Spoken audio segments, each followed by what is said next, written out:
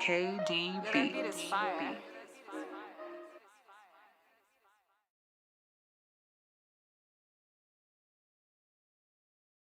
Not here the rest, and it's okay to do your thing, but just don't do the most. I put my friends in that old Benz and took that to the coast. It ain't no thing to do my thing, it's what I do the best. I feel my mattress, pay my taxes, then I blew the rest. And it's okay to do your thing, but just don't do the least. I quit my boss and cooked that sauce and fed that to the streets. Sliding it like a wet flow, already fried from the get-go. Man, this joint hit, man. We back, boy. Just turn it back up, Sky. Cut it back up. Hold that there like dip can. No rehearse, need no reverb. Hold your lip, don't say 3 words. Quick trip to get that big lick. Prefer if you prefer. Quick ride, no time, I'm in there. Big hug right now. It's a big hug. No TikTok for that. Ain't no that love, don't live there. I can't roll dice on your plan. Man, it ain't no big 3, it's big 5. It ain't no big 5. It's just big 5. Come on inside and get yourself something cool to drink. And we back.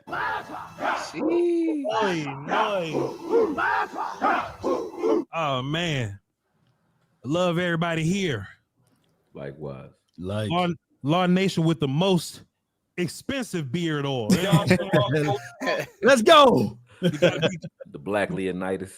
You got to be careful with Okoye, man, because he made good points. He starts swinging. I got to cover up. Coming at you. I got to cover up. Fusti King, first thing he said to me backstage, he said, "Now, Voch, you know I'm not going to fight with you tonight." It's false. No. I don't know. That's what they pay their money for, huh, Voch? Facts. I don't know what he think this is. And then you got light-skinned do-rag Sky. Santa Claus. Oh, do-rag Sky, different. Big Willie pinch the Grinch for being a holiday villain. You got light-skinned do-rag Sky. It's gonna make sure everything behind the scenes looks perfect.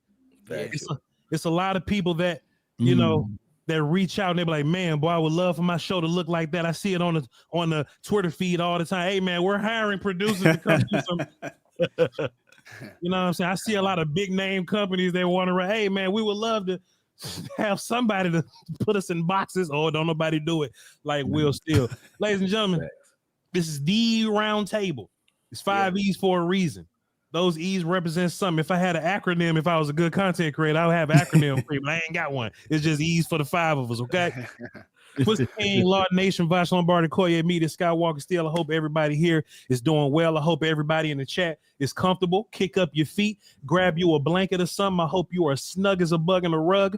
I want y'all to be comfortable, man, because we're gonna not only bring you some work in a fantastic fashion, because we do that on our own channels individually, but we might fuss.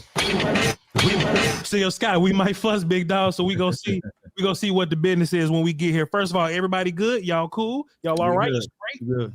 I'm straight, ready to bro. go. We ready. Water. Good. Got my drinks. Yeah, let's go. Yeah, yeah. Hey, Law, make sure you got your water, Law, because I saw got one of water. the streams when you ain't had no water, bro. Oh man, No, was thirsty. hey, I was done that Law was day. done, bro. Yeah, I got my water now. All right, you man. know. Fuster King, let me ask you a question, and this ain't even the first question. Oh, he about to start some shit already. Look I at just him. have a question. Already. He can't help it. Which one of these linebackers in this draft can be as good as Joe Thomas? That was a shot at Koye. He's gonna call you. Look, I ain't gonna do it. I ain't gonna That's a quick jab. Hey man, hey, Welcome y'all back. ain't appreciate it when he was here, man. Y'all ain't appreciate it. appreciate Shout out to Joe Thomas, man. Shouts out to Joe. I'm sure he's doing great right I'm now. sure he's doing great at wherever he's at. Whatever That's- team he Hey, plays. look, he Yeah. can stay there. That's Wanye cousin. Yeah. Joe somewhere in the USFX ABCL somewhere. Man. Tearing it up, boy. Mhm. Hey man, that's what we gonna do. So this time of year, we got draft. You know what I'm saying? Yeah. So of course we're gonna touch on some draft things, and we're all in different places as far as how many players that we watch. But hey man, it's all good. We gonna whatever opinion we got, we gonna run it, because this all gonna make sense when we tie it together in a bow. We got 5 positions I really want to talk about today. Yeah. O-line, D tackle, wide receiver, running back, linebacker. So by way of talking about those draft positions, we're gonna have to talk about some players that's on the Cowboy roster right now. Okay. Mhm. We only got 3 premium picks. That's 1, 2, and 3. We ain't got a 4th round. Mm-hmm. So somebody gonna have to miss out. Not only does somebody have to miss out, but according to Stephen Jones, somebody got to step up. Somebody gotta step up. Now, is that Junior for Hoko? Is that Matt Walesko playing center? Is that Brandon Aubrey gonna have to come in and cover somebody on kick return? We don't know what the business is. We don't know which player got to step up, but we're gonna cross that bridge whenever we get there. Okay. But Stephen Jones had a lot to say about it. Will, still, did you have some production or something that you wanted to run? Or you just wanted to jump right into this? Oh, if you talking about Steven, you can go right in. Go ahead. Let's go. Let's just jump into Stephen Jones here, and we can begin with the offensive line, because I'm Voch and I'm biased. Let's just run this offensive line here. So when I've been doing these interviews, I've been talking to Cowboy Craze. I've been talking to certain people that's in the business, in the industry. Okay, I was talking to Duman. I was talking to Duman. Whatever. I was just talking to him, and I would always present the question like this: as of now, if we don't do nothing on the offensive line, we got 3 undrafted free agents starting for you right now. And that terrifies the hell out of me. My chest is thumping. So what we got to do first is we got to figure out what we're going to do with Tyler Smith, because I don't even think they know right now. But we got to figure out what we're going to do with Tyler Smith, and then we have to proceed to build the rest of the offensive line. So just in the interest of keeping this relatively concise, is there anybody that thinks Tyler Smith should be playing left tackle? Oh boy! Wait. I'm not out on the thought, Voch. Okay, so there's one possible. Okay, I'm not out on the I mean, thought. And because I don't think, hate it. I but think it's- Tyler Smith, that left tackle in 2024, in the TJ Bass, unless you take a guard and draft a center early, that's probably your best bet to be a better line in 2024. But Yeah. moving beyond that might be a different discussion. But I think next year, I think we'll be all right. The thing for me is we've seen Smith do it at a high clip. Some of these guys that we may get at 24, we talked about it. It's tough. It's going to be tough sledding. You can do it, but you better coach it up. And I think that you'll have a higher hit rate on an interior guy, like Sky just said, possibly stepping in, even at center. Like, Yeah, definitely. if you can replace the center, and TJ Bass doesn't get you killed, and Tyler Smith is, at tackle, I think it's okay to think about. And it allows you to at least let the best player fall to you. Because again, you could get a center in the second round. I don't want to go too far, but you can get a center in the second round that could possibly step in day one. But Foots, let me ask you this though: did Tyler Smith play left tackle at a high clip, or did he play left tackle better than we thought he was gonna play left tackle? That's fair. I think it's a mixed bag. The San Francisco game was a high clip. There were games that he didn't play well. So I mean, you're not wrong. Listen, his best position is left guard. I'm not fighting you there. But hey, Voch, we've seen it, and this is gonna be my theme throughout this whole show. Mm-hmm. If somebody falls to you, that's where it get goofy. That's where it get grimy. So in this draft, Foots, and I'm just staying on you because I just feel like an argument coming. I just always want to lead off with the arguments because that's what the people come from. So so if you had an opportunity to draft your favorite left tackle or your favorite center, which one do you draft? Oh, my favorite left tackle for sure. But Voch, we're not gonna have an opportunity to draft my favorite tackle. So you can get your favorite center, is what you're saying. So what you're saying is you can either get center 1 or left tackle 8, is what you're saying, huh, Foot? Yeah, and like you say, left tackle 8 could be Tyler Guyton. It could be guys with issues. Well, you ain't got a lot of me. Where you ain't got a lot of me because Guyton is like 9. So let me ask you, because I've been asking this to everybody, and Law, we can kick it off with you. We watch film every single week during the season, right? Right. Every single week we watch film, and whether it be the Lions, we watch the 49ers, whatever, the Buffalo Bills, teams that can beat us, teams that are dangerous, right? The one common theme, and me and Will did this a bunch. The one common theme is everybody on those lines, they got one dude that's the scrub. Find the scrub. We always got one guy that we can look at and be like, hey man, there's no way they're winning games with McKivitz. There's no way they're winning games with Osiris Torrance out there. Right. Connor McGovern out there. Look, there's no way that they doing this. Lester Cotton for the Miami Dolphins, but all those offenses pull it off, right? Mm-hmm. I've never been a fan of this, of the whole, hey man, we can get away with this. I've never been a fan of that for real. But why are we the only team that got to have 5 premium cats across the board? Why can't I keep my all-pro left guard at left guard? Right. Draft me a stud at center. You got a Hall of Famer at right guard. You got a possible, but he should be better because he got better towards the end of the season. And Terrence Steele.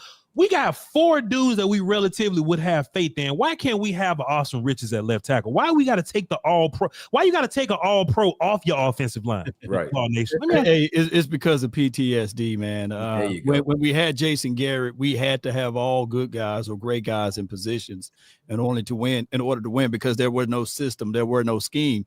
And now that you got Mike McCarthy, he's a grade up above Jason Garrett, but he's archaic to a degree in certain things. So he wasn't allowed to do certain things. He is not the greatest of it as relates to setting up run game and setting up scheme and systems. I will say that his approach to the passing game and using some of the West Coast philosophy and principles been great for us, right? Because before he was calling the plays, when we had Kellen Moore that was out there calling plays, the average yards of separation was very, very much so in the bottom of the league.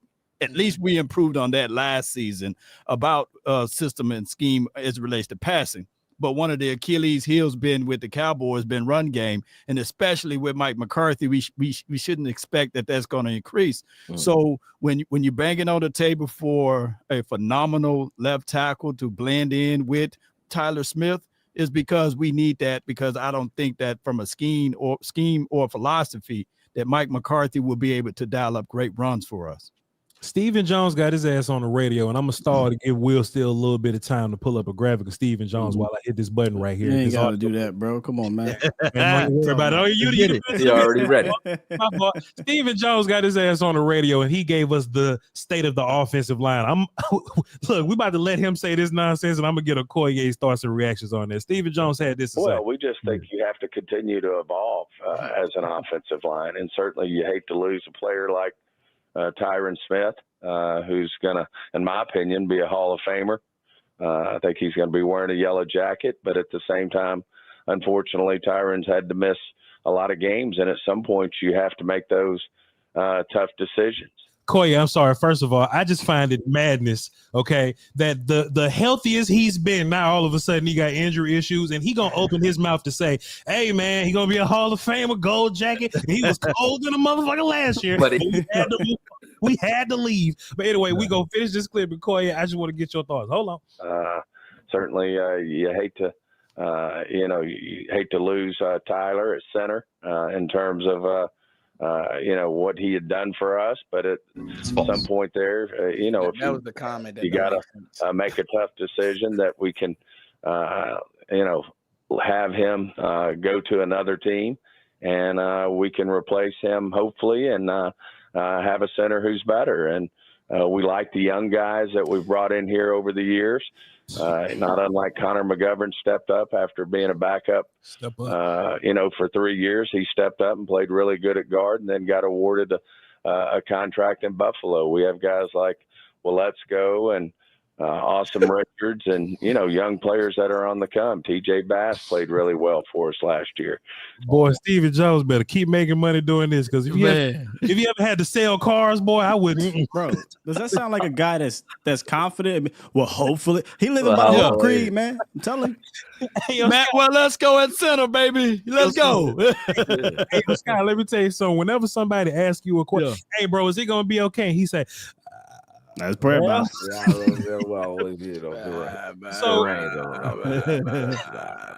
yeah, let me ask you this, man. Yes, so what it sounds like, Brother Jones just said, right? Right. He said, okay, well, in terms of left tackle, we got some young guys that could possibly play it. Right. In terms of center, we're gonna have to go find somebody, and hopefully they better than Tyler Beyond. That's what I heard him say. Koye, did you hear him say that?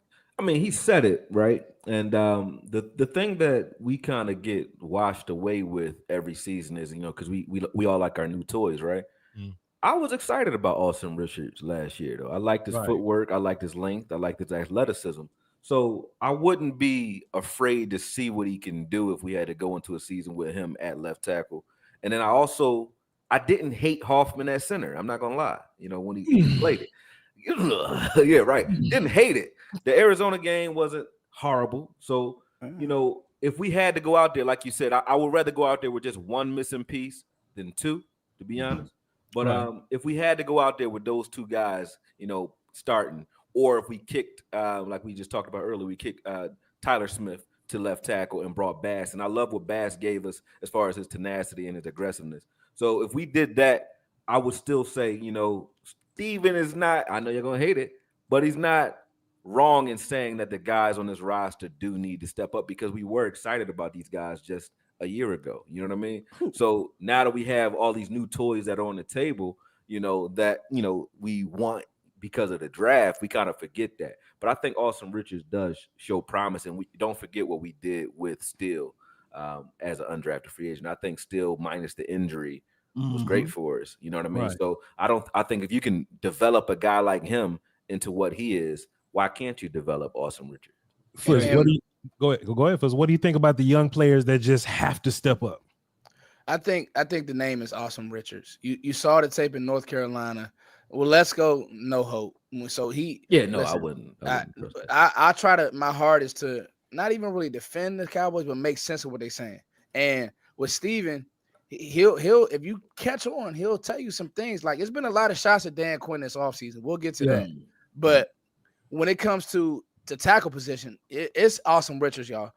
When it comes to Let's Go, he's not in he can't even play in the league to me. Hoffman, actually Voch and Sky, when we were on, when you talk about it and you say Hoffman blocking Jalen Carter, I just never want to see that. And that's where you say, okay, give me a Van Pran, somebody who practiced against Carter. Give me somebody even in the second round who is more built like a refrigerator. Hoffman, light, you can see it when he's working out. He little, bro. Yeah. And so that's the same deal with like how we just dealt with Tyler. So to me, awesome. Footwork is cool. It's gonna be growing pains now. Sure. So, but it would be awesome for me, like you said, Voch. And real quick, he did develop David Bakhtiari, who was a late round pick and ended up being almost damn near a Hall of Famer. He'll probably be a Hall of Famer. And Mike has done that before, so they may have plans for Austin that we just don't know about. Will, still, my only reservation about Austin Richards is that he was active last year when Tyron, was, hurt. whatever. But he was active, some games, right? And we were looking at Chuma Edoga as if he was a guard, and it feels like we were forcing Chuma Edoga to play left tackle, and then Chuma Edoga went out there and played left tackle, and it looked like he didn't know the plays, and that still wasn't enough to get off on the field. At some point, you just look at your options and you go, all right, we just got to try the young guy. You know what I'm saying? Because this just ain't working. Scott, how come even with Chuma not knowing the plays and leaving Dak for dead like that, how come Austin Richards never got his opportunity? That's what left. That's my only reservation about Richards. Go ahead. I was going to say, I hate to throw a wet blanket on the Austin Richards love right now, but he's a big fat TBD because nobody's really talking about this, but they re-signed Chuma Edoga. Yeah, like think about this for a second. And that ain't a bad move either. I get it. Boy, he was okay. He had put some of that Kool-Aid up in here, dog. I got you right here. You having an unnatural allegiance to losing. Come on, man. You get every game should be done. Hey, it should be done. With Koye, how long you been unplugged, Koye? Since November? Hey man, watch the film. Hey, Voch, he been boxing too long. He act like the Miami game ain't happened. Sparring or is you really boxing? He had two bonehead plays that we'll never forget. Man, you know what, Okoye? You know what? I don't like the same game. Okay, look. Bad plays because his body wasn't bad. Okoye ain't watched that preseason game. He ain't watched nothing since. No. But go ahead, Okoye. We listening to you. No. I'm not finished. Go ahead, Scott. I'm not finished on this because, yes, they brought back Austin Richards. I'm not Austin Richards. Chuma Edoga. Look, Koye might like him, but I don't like him. I'm just saying it's not horrible to re-sign him. He wasn't. He wasn't asked the whole time he was in the game. That's what I'm saying. Oh boy, the reason why I bring it up, to me, Chuma wasn't good. I don't think he's good. I think he could be a low level serviceable backup in the sense of, man, if I need to get to my tackle 3 or my tackle 4, my guard 4, but I bring him up because they brought him back. So what does that say about Austin Richards? That he couldn't beat out a guy that TJ Bass and Brock Hoffman essentially unseated towards the end of the season. You know what I mean? I gotta push back on you on that though. Please. The reason, not saying you're wrong, because you make a great point.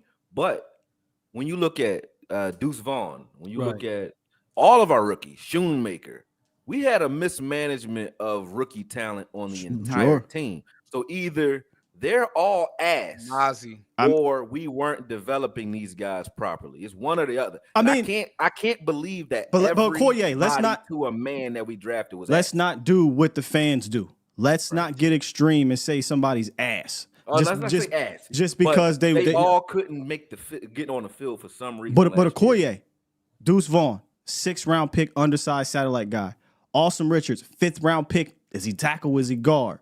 Right? Junior Fehoko, 4th round pick. Is he defensive tackle? Right? So we're not talking about blue chippers that didn't get on the field. We're talking about day 3 guys that normally day 3 guys don't always get on. We need them to get on the field. But Schoonmaker shouldn't have been picked in the 2nd round. Schoonmaker was a wild pick. So what I'm getting at is like I gotta see Awesome out there at camp battling with a tackle that they may draft with some pressure on him before I'm like, yo, just throw him out there, because they brought back Chuma because maybe they don't trust Awesome just yet. That's the insurance though. That's why I said that's not a horrible move. And if Chuma's your insurance, what does that say about your guys? What I'm saying. I would love Chuma to be the insurance for the guard spot. I think that Chuma got good guard tape. If you look at it, the inverse should have happened. I think that when Tyron Smith went down, they could have slid Tyler Smith back at left tackle and then just plug Chuma right at guard. But I think that they wanted to save face, and they said, look, this dude is progressing and he's doing great things. He's an all-pro at guard right now. So that's why they wanted to keep Tyler there. But if they made a move to keep Terrence Steele at right tackle within a year, I think that they can develop Awesome. I just think that he just need time. Right. Remember, Terrence Steele was under the other offensive line coach. Yeah, Philbin and them. Yeah. But this is what I would say too, Sky. Mike McCarthy don't have the future to develop a guy. Right. So that's the other thing. He got to go in this like, hey, get into that with this draft. Yeah, that's a fact. Yeah. Yeah, I'll be honest, just to add another nugget, with all of these linemen, it's different if Bill Callahan was coaching them. Oh, hell yeah. Or if Shanahan was a play caller or the cat over there in Houston or LaFleur. Bro, we're not talking about those type of coaches with these guys. And this is why I don't know where you're going with this, Voch. I'm about getting me some dudes in here because, I think you brought up the question, hey man, why shouldn't we lean on development? Well, because I don't trust them to lean on these kind of 5th round, 6th round undrafted guys to develop in a scheme that isn't great for guys that aren't dudes. Like, we don't have a scheme that can mitigate an Awesome Richards, negatives, right? We don't have a scheme that can mitigate a Brock Hoffman for 17 games. Yeah. We need some damn dudes, bro. And on a roundtable, we keep it funky. Right. People was at Solari. Like, people weren't happy with Solari. They weren't happy with the blocking scheme. It was, it was stuff where I'm like, these guys are pulling. They don't know their aiming points. It was certain things that let me add into that. Sky, you did a great job. My bad, Law, real quick. No, good. You did a great job, Sky, when you cut up those runs where it's like everybody was down on Pollard. But I'm like, some of these gap scheme runs and stuff, this stuff don't make sense. Nope. Right. Let me ask Voch this because I know a lot of people don't touch on this because he's untouchable. How bad of a slow start was it really for Zach Martin? Hey, I said this on Jeff's tweet. I said, listen, we have not, and he wasn't at camp. I said, listen, he missed out on all that. The right guard. It wasn't, and I know he's getting up there in age, but listen, he got 1 year left. And we year. We expect him to get back to form because Zach is Zach. Yeah. But his grades, and like if you watch on film, it was a lot of blowback. It was a lot of he was detached a lot more this year than I've ever seen him in the past.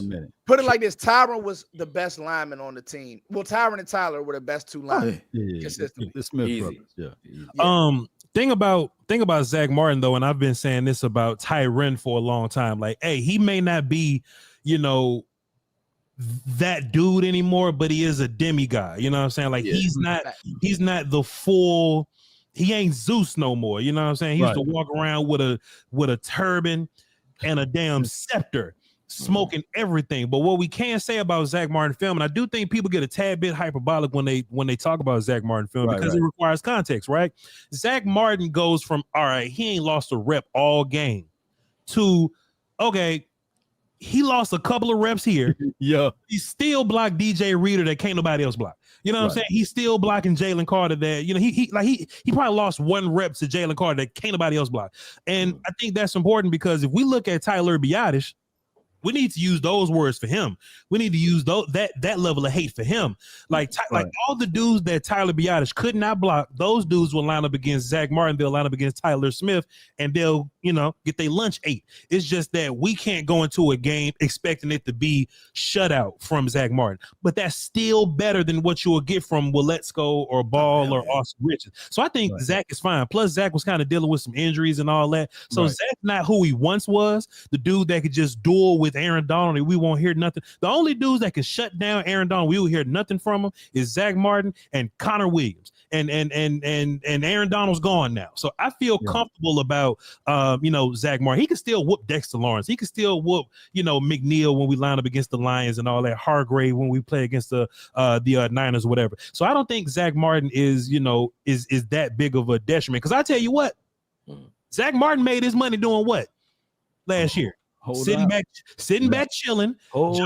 Josh Ball played 1 game, and Zach Martin had some brand new financial freedom in damn 4 days. So I don't want to live in a world without Zach Martin. And now we're going, all right, TJ bad. All right, now we got 4 undrafted offensive linemen on our damn line. You see what I'm saying? So Zach is fine.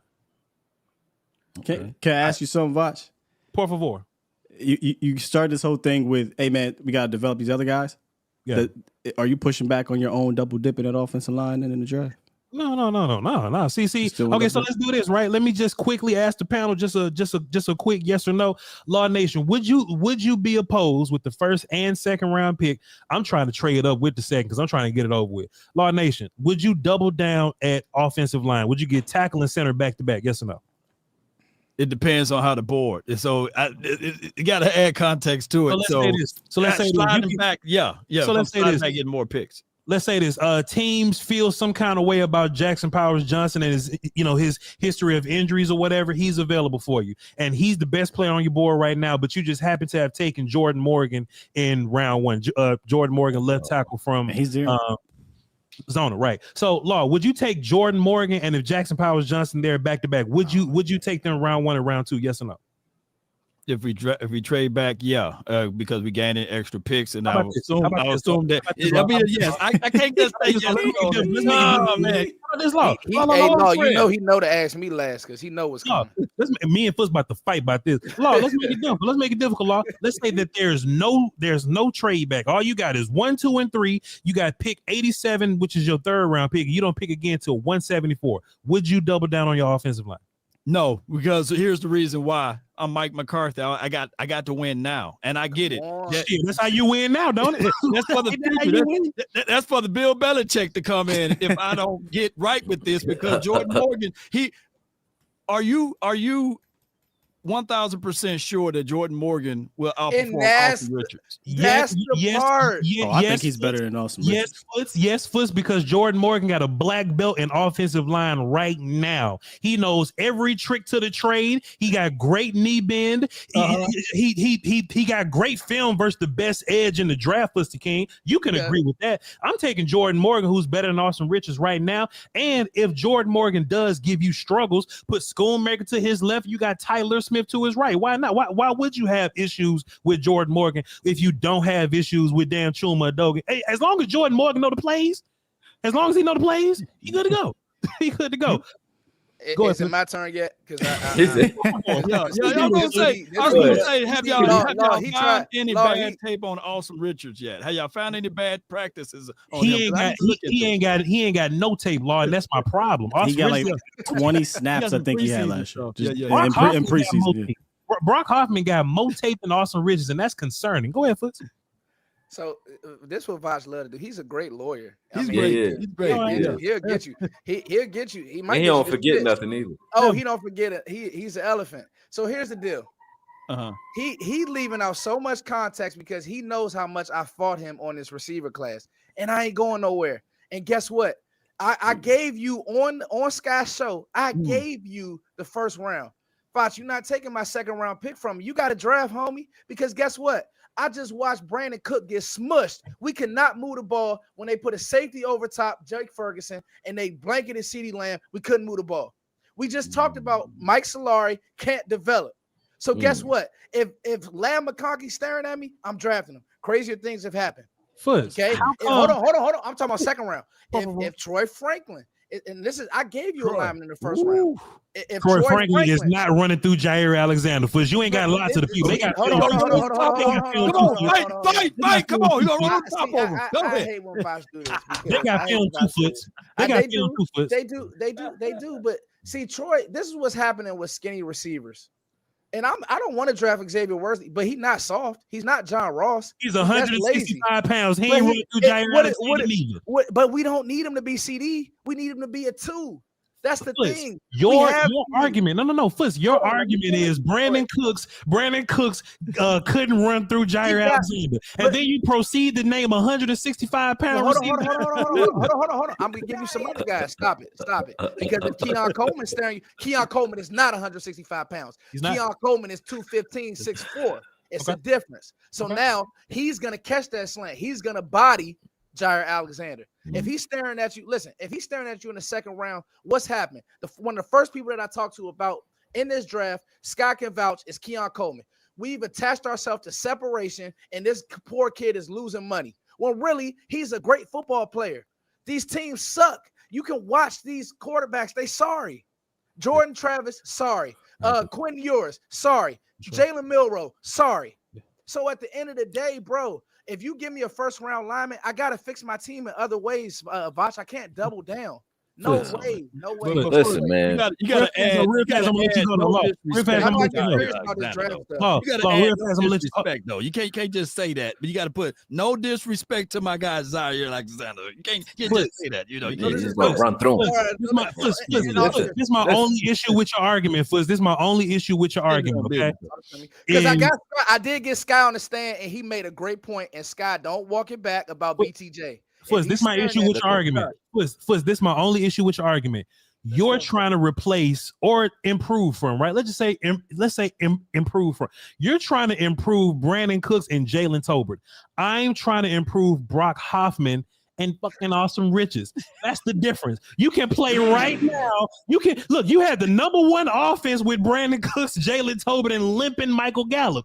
I don't want to line up against goddamn Jalen Carter and Dexter Lawrence and Javon Hargrave and Aleem McNeil. They just added DJ Reader. We know they can't block DJ Reader because I know we got fans. So they put DJ Reader with Aleem McNeil. I don't want to line up against the Washington football Wizard kids with fucking and then look, you want Tyler at tackle. So you got to play all those 1 techs and 3 techs with damn Brock Hoffman next to TJ Bass. I can't okay. Let's step away from receiver. Okay, what if your best running back there? Because now we do say we want to run the ball. Sure. Now it gets tricky because now you staring at Trey Benson. So you're drafting another interior lineman. You can't develop no lineman. If we want to get more physical, I'm not trusting Mike Salard. I'm sorry. Go ahead. I just gave you a tackle. After the second round, it started to get slim with the pickings. If you want to get Trey Benson in here, now it looks better with Trey Benson and Rico Dowdle and your tackle or your guard. But I Jalen Wright, I don't see him getting to the 3rd round. Voch, if Marshawn Lloyd, you could talk me into him, but I don't see him getting to the 3rd round. There's going to be a run on these backs, I'm telling you. And so now, what are we trading away from, Voch? That's all I'm saying. If you're trading away from an instant impact player, it's tricky. It's very tricky. I'm gonna say this, and I'm gonna let Okoye go. Right, I have faith that Dak Prescott can elevate a young wide receiver. I don't have faith that Mike McCarthy or Solari can elevate none of these offensive linemen. That's my point, Fuster Kid. If it's up to me, I can take Dak Prescott make Jalen Brooks look like a starter. He's done it. He can make Jalen Tolbert look like a starter. As long as you got a stud in CeeDee Lamb, it can even the rest out. Can't nobody on this damn coaching staff, none of them have given me any confidence that they can take this offensive line with not 5 studs on it and still run the football and still my point earlier. Yeah. Koye, go ahead, sir. Go ahead, Koye. I gotta say this, man. Like, well, I agree. The first round, you go after the line. I love it. Double dip. Foots. I love it. We're not at home because we didn't have good receiver play or good offense.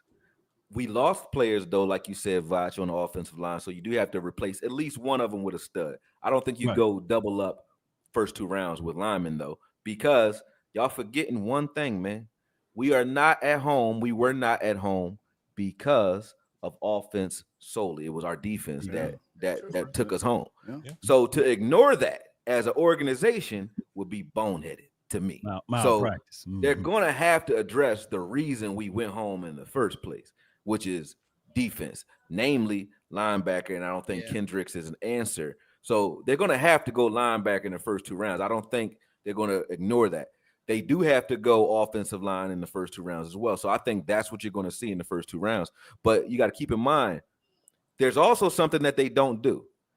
You don't let a Tyron Smith and a Biadasz go in the same offseason if you don't know what you have as a commodity in that locker room. Like we don't know, but there's a reason that they didn't jump out the window to sign at least one of those guys, right? So it's not you have a point. We don't have the film of Awesome, Hoffman, light in the ass, whatever you want to say. Right. The dude Graham Barton out of Duke, right? You grab him, put him at center, and you put Awesome at left tackle. I'm happy with that. You know what I'm saying? Boss, we can agree there, right? On that. You agree there. And if you want to kick, Voch look mad. Voch look mad. But if you want to kick Tyler Smith to left tackle, Graham Barton can play guard too. He has a 5-position flex guy. So you get him, you get a guy that can move around. Then you go in the late rounds like they usually do and go find you a guy that has, just a tilted skill set in one particular area on the line and develop that. Can I push? You watching no film, boy. You know you watching film. Go ahead. I want to push back on one point you made. I want to push back on one. And Sky made it. He texted this to me when we signed Eric Kendricks. Bro, Kendrick's better than any linebacker you had last year. That's very true, and you're gonna get Overshawn back too, bro. Exactly. So you can't act like that. Defense is why we home. I'm agreeing. Listen, I'm about it. So that's what I was saying to Voch. He know what he doing. he's using this against us because he's saying he don't know who's on the board. But if it's some jokers on the board, listen. I wouldn't touch Peyton Wilson, but there's people who love Peyton Wilson. If he's staring at you, it's a conversation. I would take him. But it's one more thing I want to address too, Voch. When you talk about Scolari and Mike McCarthy not being able to develop offensive line talent, or there's no coach that could, I can't argue with you, right? But there's one person who is the litmus test on how well this offensive line is going to play, and that's Dak Prescott's ability to slide protection, to recognize what's going on. As long as we get guys early who understand what's going on, like Chuma's here, guys that understand what's going on and they're not missing calls, I think Dak is that litmus test. Just like Peyton Manning used to have guys go down all the time. And I know everybody hate that comparison when I compare Dak to Peyton Manning, but Peyton Manning had offensive linemen go down all the time. So did Tom Brady. But you didn't notice it as much because they knew how to mitigate that. You know what I'm saying? Yeah. So I think Dak is the insurance for this offensive line. And I think they know more than we know when it comes to letting both those guys go. They didn't do it just haphazardly. I heard something this week to Okoye's point. That's a great point. I heard something. The Colts, they said they hit on O linemen so well when they had Peyton Manning because he gets the ball out so quick. So it was, and Dak is the same way. Dak wants the ball out, quick release. He's great pre-snap. And Voch, you know this. I'm not fighting you saying we don't need O-line help. All seriousness, I'm with you 100%. Right. But Voch, who is there in the second round? Because if you got one of them, if you got a goon, like we always say, Voch, we need some thugs. We didn't have enough thugs on that defense. Give me some names, though. First, give me some names. Give me the thugs in the second round. I think a healthy Peyton Wilson is a thug. Not in Mike. Let him run to the ball. I don't want him to never be healthy though. He will never be healthy. So then, me and Scott talked about it. You don't like Junior Colson, but he's a thug. He not going. One thing you're not gonna see is you don't like Colson mushing him. You're not gonna see him getting mushed all the way. Now he's not perfect, but you're not gonna see him getting walked into the end zone. I can promise you that. Those guys, Harbaugh and Michigan, and Minter and that defense is Mike McDonald. Those guys play football a certain way. So that's it's a few thugs in this. I'm gonna tell you somebody else who we really don't talk about. It's a kid named Darius Masau. Okay, he's a later round pick. Very instinctual kid. UCLA, yeah. But he gonna fail. I know, I like him a lot. Yeah. Hey, Voch, let me ask you this: you and Sky do a lot of film. Yes, sir. Did you see anybody get hit last year? Like, I'm not talking about. That's why I always tweet the overshown tackle. It wasn't, and that's why we wanted old boy that came out from Alabama. Did we see anybody get hit? I'm not talking about a tackle. I'm talking about somebody get hit. Donovan Wilson got a few, but like besides him, like not really. From the linebackers, not from the linebackers. No. So yeah, you're right, Okoye, about a linebacker. Yeah, we need him. But you know, the flex that you have, like I said, with Graham, and then also Brandon Coleman, both of them. If you get either one of them in the first or second round, I think you good, and then you can go ahead and I can live with one guy on the line, not like being that weak link, just not two. So they got to get one offensive lineman. I don't think we go too much just to. And you know how you can get one offensive lineman and not have to worry about the other is if you move Ty to the left tackle. Then you're only worried about one position. I'm not saying that's what you should do, but what I'm saying is for 2024, if you want to say, hey, I just want to have one need up front, then Tyler at left tackle, Bass at right guard, get you your center, Zach Martin, Terrence Steele for 2024. I'm just saying, if you only want to, if you don't want to double dip, if you want to double dip, then you keep Tyler at left guard. That's just facts. We still might even double dip at running back. So it's just so many areas that we can double dip in, man. Let me address something that Koye said about, obviously Dak obviously helps out in regards to the offensive line from a pass game standpoint. You ain't losing in these playoffs because of the pass game. Yeah. Obviously we talked about the defense. That's part of it. But we got to really have to address this run game in the playoffs. Yeah. The last 5 or 6 playoff games, Zeke averaged under 3 yards per carry, like 2.3 yards per carry. Tony Pollard only had one solid game. That was against the Tampa Bay Buccaneers. In the playoffs against the Green Bay Packers, they obviously had to abandon it pretty quickly, but they don't take the running game serious enough in the playoffs. And that's why I keep saying, look, yes, we can get these wide receivers and all this, and that's fine and dandy. But if you can't run the ball, in the playoffs. And we can't do it from a schematic standpoint because you need to get some ass whoop up front so that we can lean on it a little bit. So I don't think double dipping is the worst thing in the world when you think about the playoffs. If you're thinking about for 2024, if you're thinking beyond that, Foots, we talked about it. You don't have a wide receiver 2 of the future. You know what I'm saying? Right. You potentially could be looking at another defensive end. Linebacker, Voch will probably get to in a second.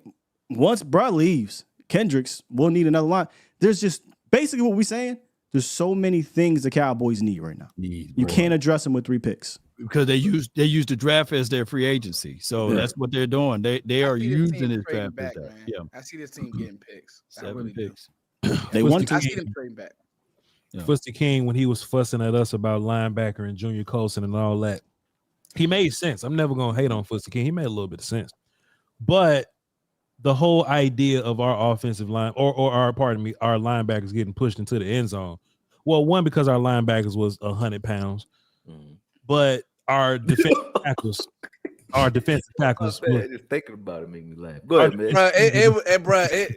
Please don't get me started. I'll get back on the soapbox, bro. Our D line wasn't they wasn't holding us down for the Doski Woski, man. And I think D line is a humongous emergency. Jonathan Hankins was the anchor of your D line last year, and Stephen Jones all like, hey man, we lost some shit. Mazi straight. Mazi's sitting down rehabbing right now. He'll be ready for camp. He ain't even lifting weights. He ain't even lifting weights because his shoulder hurting. But boy, we just gonna see what the business is when we get here. Fellas, I mean, I sound nervous when I say but Mazi Smith is your starting 1 tech right now. Know the answer. Y'all stop laughing. Y'all some bullies. Y'all stop. Voch is one of them boys. I can't wait to listen back to this guy. So man, like I was saying, dog. Come on, dog. Man, come on now, dog. Hey, real quick before you go, Voch. Vegas still has us as a 10-win team. It's incredible. I mean, we gonna win 10 games. We got 4. If 4 is healthy, that's gonna happen. Yeah, and that obviously, like you said, Scott, that's not the goal. My bad. They're gonna run the football. Okay, but man, Stephen Jones, he was acting like Mazi just gonna be the key, and like he saw something last year that we ain't see. He had the gall to say that, hey man, shit, we're gonna be cool with Junior Fehoko and Mazi Smith. So let me ask y'all something. I know we got these 3 premium picks, and I'm hearing Fusty King say, what if a dog is there at linebacker, and what if a running back is there that you want? I feel like we all think we have to spend a pick on the offensive line. Foots want to lobby for a wide receiver, and that's cool, man. But are we really not going to give any defensive tackle help until the back part of day 3? Because we ain't got a 4th, the back end of day 3. So I'll start with start with Okoye, man. Is Mazi enough to be the starting and the backup 1 tech for this Dallas Cowboys football team? And is Zimmer's teaching enough to put Mazi over the edge? One more bit of context, Okoye, before we move on. Stephen Jones got on the radio and capped his ass off, and he was like, "Hey man, shit, Dan Quinn drafted him." And Dan Quinn was asking Mazi to do things that probably don't even fit this defense for real. Right. But I'm assuming, Stephen Jones said it, but I'm thinking that Zimmer's defense is a little more on par with what Mazi's good at. So, Okoye, is that cap from Stephen Jones? And is Mazi good enough to be our starting 1 tech? And maybe we should just draft depth around him, or are we shit out of luck? As I said earlier, right? If it was Mazi, Schoonmaker, Deuce, or any of those guys alone that didn't pan out, then I would probably have more heat on them like you guys do, right? When none of them do, I think it's a mismanagement of talent. And then when you look at what we were asking him to do and his weight, you don't look at if I'm looking at a guy, it doesn't matter who you guys draft, right? And who you guys look at in the draft. You don't look at a guy's tape, right? And then bring him to the team to do none of the shit that you saw on tape. That don't make sense. That doesn't make any sense. Right. So that's what we did with Mazi. We saw a guy on tape who lined up square, who can, soak up blocks, not an upfield guy, and had a slow get off. And then we said, let's get your get off up, change your stance, and lose 40 pounds, something like that. Right. You know what I'm saying? And try to make Mazi a guy that's an upfield pass rushing type of guy. That is, to me, if you look at that and say Mazi wasn't good, If Mazi wasn't good doing what Mazi does, right, then Mazi's not good.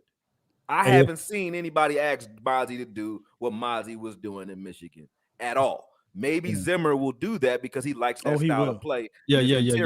So Dan Quinn, to me, is not even a throw under the bus. Dan Quinn, in my opinion, I like Dan Quinn, but he didn't even do this, before he got here. He didn't come out with small linebackers before he got here. He had Olokun and Deion Jones before he got here. He comes here, he wants to play safeties at linebacker. You get what I'm saying? Yeah. His interior linemen. He always had linemen from Seattle to all the way to Atlanta. He comes here, he starts playing musical chairs with his defensive linemen, his interior linemen too. So the way Dan Quinn coached last season, to me, is the reason we were at home. And the way he coached Mazi, not just Mazi, but Chauncey as well. Right. I think he mismanaged the talent that we had on this team. No team, we could talk about how we look at Mazi. You could say he's a C-grade player if you want, whatever, right? But we could talk about this entire off defense and say, how many teams had 2 full sets of starting defensive lines? We had it. Not too many teams have that. Only a handful. You don't have a Sam Williams or a Fowler, right? Guys that are 10-sack guys if you let them play. Correct. And then say, let's line up LV at defensive end. Come on with it, man. Outside linebacker on the point and have him pass rush for real. Let's have Clark. Marquise, let's have Damone Clark at defensive end, who don't even know where the hell he is in the first place. Right. When you have 2 first-round talent, because Sam Williams is a first-round talent defensive end. You have 2 of them on your bench, right, and don't understand how to use that. Hey, let's bring in Rashaan Evans and do jack shit with him. So that type of stuff that you do, you could say, hey, Rashaan Evans wasn't good. Everybody says that when I bring his name up, right? Yeah, but he is coached up by Darian Thompson and Scott McCurley. Clark. Yeah. He was better than Damone Clark, and he's damn sure better than Marquise Bell at linebacker. True. So, at backer, yeah. To do that, to me, I can't look at the players when your scheme had gaping holes in it. So Mazi, to your question, Mazi is good enough, in my opinion, to start, and he will anyway, even if he's not, because he's a first-round pick. You're going to play at the nose, right? You do need to go give him some insurance. We're not doing it in free agency, obviously, so they're going to have to draft somebody at some point in the second half of the draft. I don't think they go high in the first half, unless Zimmer has more influence than we know. But knowing Zimmer, when you look at his old teams and the size that he has at defensive end, he's going to move Chauncey back to defensive end probably. And he might even use some Osa at defensive end. So this defensive line may be shuffled around in a way that we don't expect. So maybe he does go with another interior lineman because those guys at defensive end. So let me echo what you said, Okoye. And I'm gonna use a reference of what Boss Cowboy said on the show. He says when individual players play bad, that's the player. But when units play bad, that's the coaches. So when you look at the tree is known by the fruits it bears, you can look at from what Dan Quinn brought to the table, who have he ever developed? And Aiden Durde, who have he ever developed on that front? So there's not really a long resume of guys that they develop. But when you look up Mike Zim and you look at his resume, he's going to get these guys going. Let me hear Mike Zim one more time. Get your up there, contain the damn ball. I can listen to this all day. Your bitch ass. Yeah. So he's gonna be getting these guys together in their mindset. So hopefully Mazi can turn the corner, and then they're gonna have to pair him up if they can't. Hey, Locke, can you play that again? Oh yeah, I got you right here. Yeah. Contain the damn ball. Yeah, this is why it makes me get drunk over here. That's my guy right there. Damn soft. I just hate mistakes. I hate mistakes. Keep it going, Law. That's exactly what he gonna say. So all of that, man. Hey, if we can't get it out of this draft, then after the draft, of course, there's going to be a waiver team to release some of those big boys, and there will be the trade acquisition part of it. So I think that Mike Zim at least got to get some toys with this. It's not just going to be Mazi. He got to get his toys in this draft. I'll pile on this Dan Quinn thing. I brought this up earlier this morning, and this is what I was talking about behind the scenes of Okoye that I wanted to talk about. You touched on it. He does not develop these type of players, the Mazi types. He lied to us. He basically we were come on. And let me tell you how. when we drafted Bohanna in 2021, he went to that podium and he said, Bohanna's going to be right here. Sometimes it's going to be right here. And what happened in the second year, we were at camp and we saw him doing 3-tech things. We saw him getting upfield, trying to rush the passer. And then the next year when he didn't do it, good enough, they cut him. Same season, right? We draft big country, John Ridgeway, 1-tech. They got rid of him in 3 games, right? The next year, you draft Mazi Smith, and they tell us, yeah, man, he's here to help us with the run. But then Will McClay, and you hear Dan Quinn saying, yeah, but we like what he can do as a passer, too. So we're trying to rush him as a pass rusher. And now, guess what? He's not doing the things he was doing at Michigan. So he's never really developed this type. You know what type he did develop? Grady Jarrett. You know what the type of Grady Jarrett is? Yeah. Osa Odigizua, guys that get upfield. They want to rush the passer. And that's what Dan Quinn was preaching for 3 years. Hey, man, we're going to get after the passer. Mike was saying, you got to earn the right to rush the passer.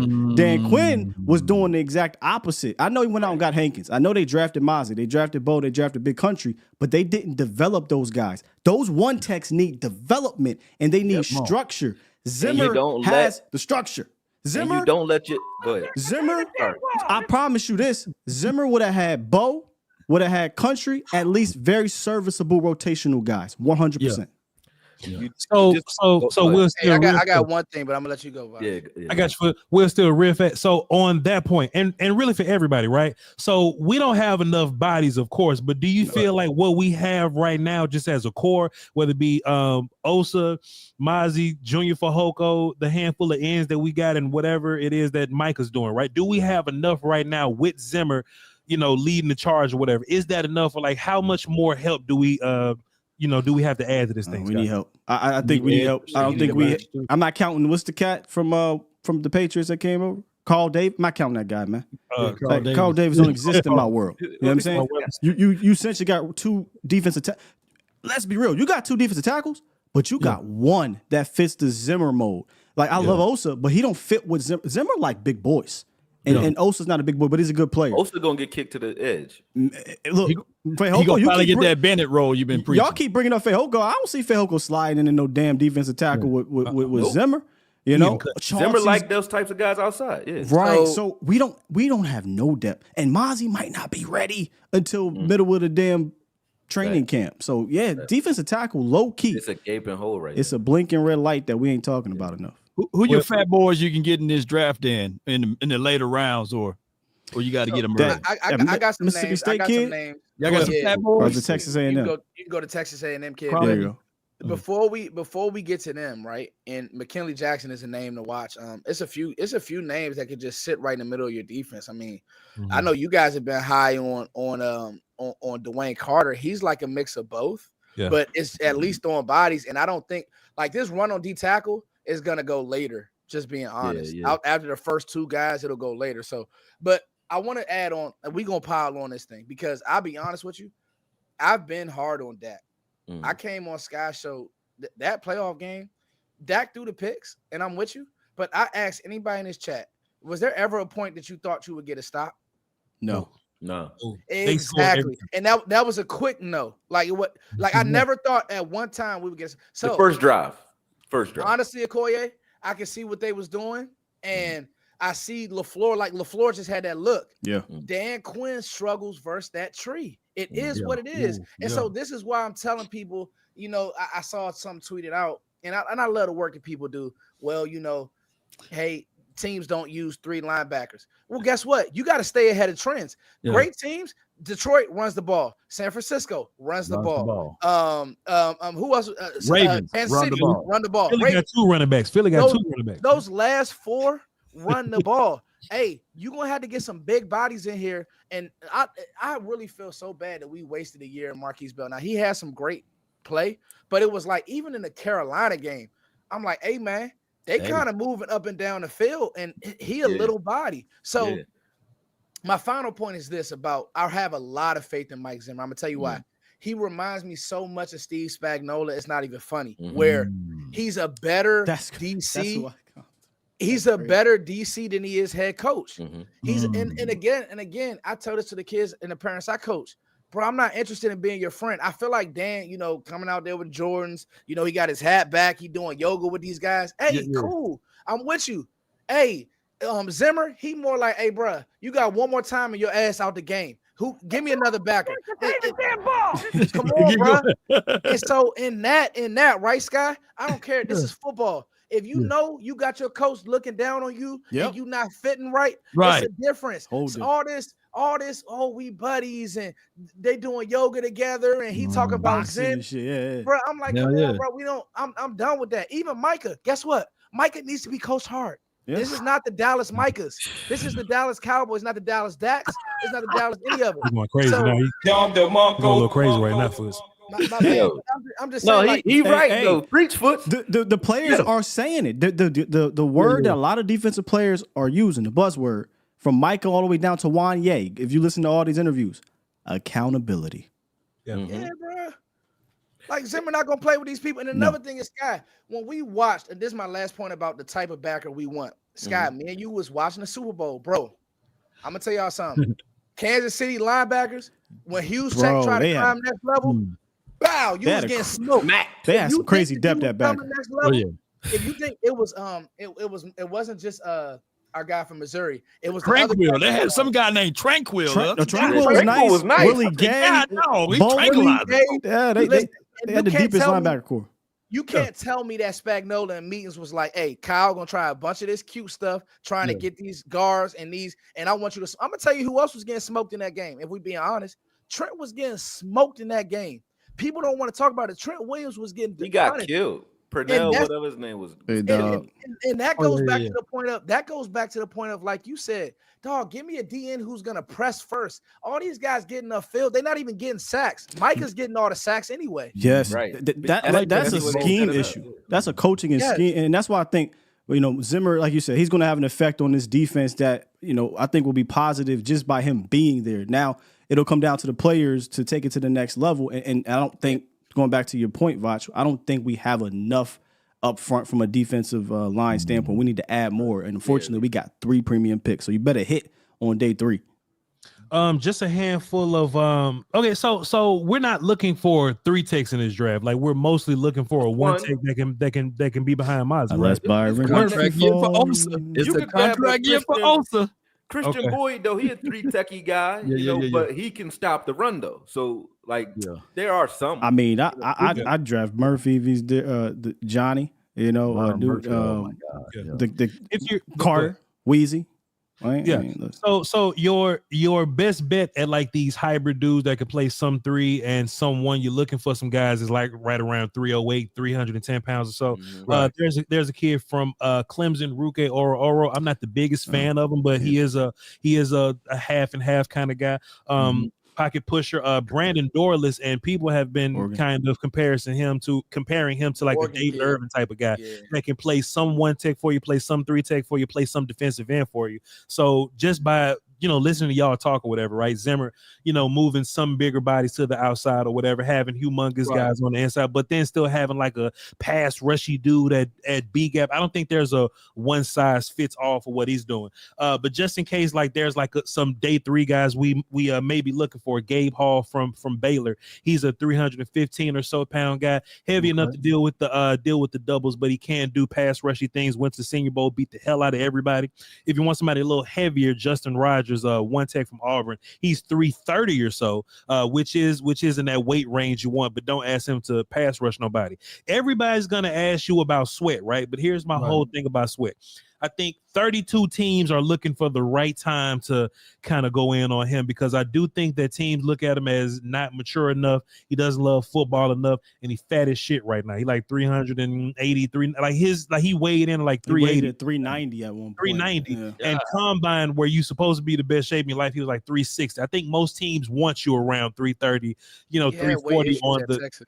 330 or 340 on the bigger side. So in real life, T'Vondre Sweat probably will fall for you, but let's just keep it a buck here. If you like, he may be a dude. He may be the the best player on the board for you in the fourth round, but you got to think about fit, and you got to think about if Zimmer's going to coach somebody hard. I don't think the I don't like football guy is going to fit there. Yeah. Or Zimmer may loudly protest and say, hey, I don't want somebody that's soft. I don't want somebody that doesn't love football on my D-line. So they may take Sweat off the board in general. And I'm only saying that because I know there's a lot of Cowboy fans that, you know, they may know a name and they may get latched onto that name. Sweat may not even be a dude that even goes here. Sweat may end up in Cincinnati or like Baltimore somewhere, but I don't think he's going to end up here.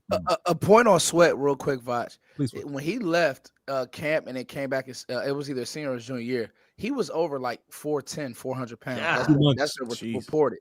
And they had to work him. He couldn't even practice. They had to work him back into shape. So that's just too big. And that's kind of goes to Philly's D tackle. He just hasn't hit the first one that they drafted because of that, the weight issues. He can't play on certain downs. Now, it's a name you said, Voch, that I want everybody in here to watch this game. It's the Washington game. It's Brandon Dorless.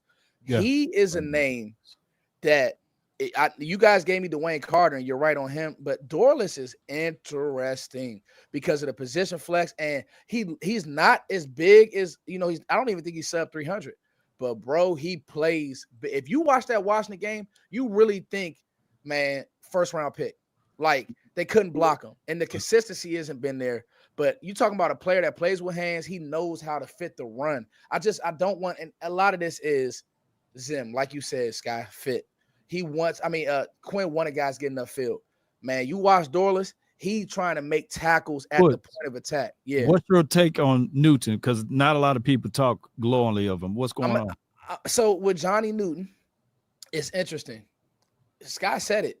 If he's there, you got to have a conversation, because now if you got a guy, I love Johnny Newton, me personally. I do think that Murphy will probably be the first D tackle off the board, but he's super 3-techy. And like, if you can give me Newton who can play the run, I'm not mad at it. But I also do believe like a guy like Dorless, like, and that's what I said about this D tackle class, right, Law? Mm-hmm. Right. The gap is here and here. That's kind of, I will give Voch this about linemen, right? Mm-hmm. The gap from Newton and Dorless is like here. The gap from Jordan Morgan and, you know, Voch's Houston tackle is like here. So I'll say that. So Foots, let me ask you a question, and Will still, we read it right now. Yep. So Johnny Newton, right? Let me ask you this, Foots the King. It's all about when you get him. Johnny Newton right now from Illinois, he's more of your 3-tech guy, and he's athletic enough to be sort of your edge dude, right? He's all burst, ball get off. He's 308 or so pounds, but you know, guys like Cansey, guys like Donald, those smaller upfield bursty kind of what Osa is right now. That's what Johnny Newton is, right? But Johnny Newton in all, like, I call him Jerzon, that's what damn boy name is, but Jerzon is probably most likely gonna be like a first round or so pick for you. So just hold that information, right? But then you also brought up Brandon Dorless. I got some film on him too. Boom, boom. You also brought up Brandon Dorless, who's more so of a 3-tech, sometimes one, but mostly 3-tech. I just love his hands, bro. Look at that rep, bro. His hands are great hands. But this is him on the edge here. This him at 3. So Foots, let me ask you this. Foots. This is just me and you saying this right now, Foots. You got Johnny Newton, who's a first round pick that can play sometimes 1 and mostly 3-tech, or do you go Brandon Dorless, maybe a second round pick, third round pick, but he's mostly a 3-tech and sometimes an edge? Which one for you, Foots? Oh, it would be Dorless. It would be Dorless. Yeah. I mean, I think Dorless is. I think the only thing that really Newton had. Look at how he's pressing that. Look at that. I mean, that's the hand fighting is amazing with Dorless. That's why I said, like, bro, you're gonna be hard pressed, because I think he'll be there in the third round, Voch, only because the skill positions in the linemen are the offensive linemen are it's so deep, and guys are gonna end in the running backs. Foots, so I got what you're saying with that, though. Foots, what you're saying ultimately is that you can get your tackle or center in that first, but you can't get none of those in the third. But you can get some shape, form, or fashion a Newton similar in the third, or maybe in the, you know, dollar store. We don't have a fourth though, but you know, somewhere down in that area. So yeah, I see what you're saying. But though, who are your one techs though? That's what I'm saying. Like we, I feel like they can be closer to manufacturing like somebody to come play B gap. You can work D Law and B gap. Chauncey is gonna play end. We hope he can navigate some B gap, but you don't have, like, besides Mazi, whose shoulder hurt right now. We don't have no one tech. So do you have a name for one tech, please? I mean, obviously it would be Mason Smith, but I don't know if he's, if you ask people, some people have him in the 3rd round, some people have him in the 6th round. It's all over the board. Last year's film, I got to be honest, it was okay, but it's a lot of standing around, and so maybe that's coaching. But if I'm being real, I don't think your one tech is drafted or on this team. So I think that it's a free agency body that they'll put in there, and he'll sit behind Mazi, and it'll probably be like another Jonathan Hankins type. Benito Jones, baby. Somebody like that, somebody that I don't even know on the free agency wire. Because I just think when we talk about the needs, hey man, some of these 4th round corners, I'm taking them over Mason Smith. Some of these, another running back. Could we double down at running back? Like, hey, you don't want to double that offensive line. You want to double that at running back? Is you crazy, Foot? Let me ask you that. Hold on, real calm. Okay. You're stacking running back, right? Let's talk running backs. We'll get running back and say one more thing. Foster King, I got one more film I want to show.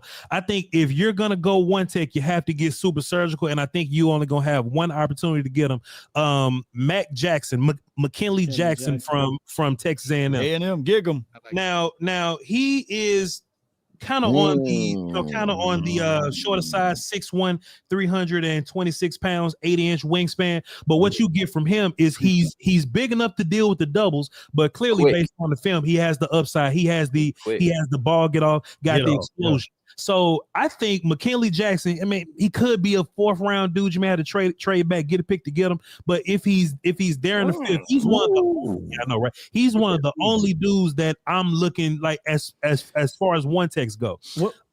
All the rest of these cats are either 3 techs. Man, this film already so. What about Lovett from Florida State? I mean, he plays that type of role. Fisk? Fabian Lovett. Fisk is the 3 tech guy. Crazy. Sure. Oh, so we're going to ones. Okay. Yeah, I'm still.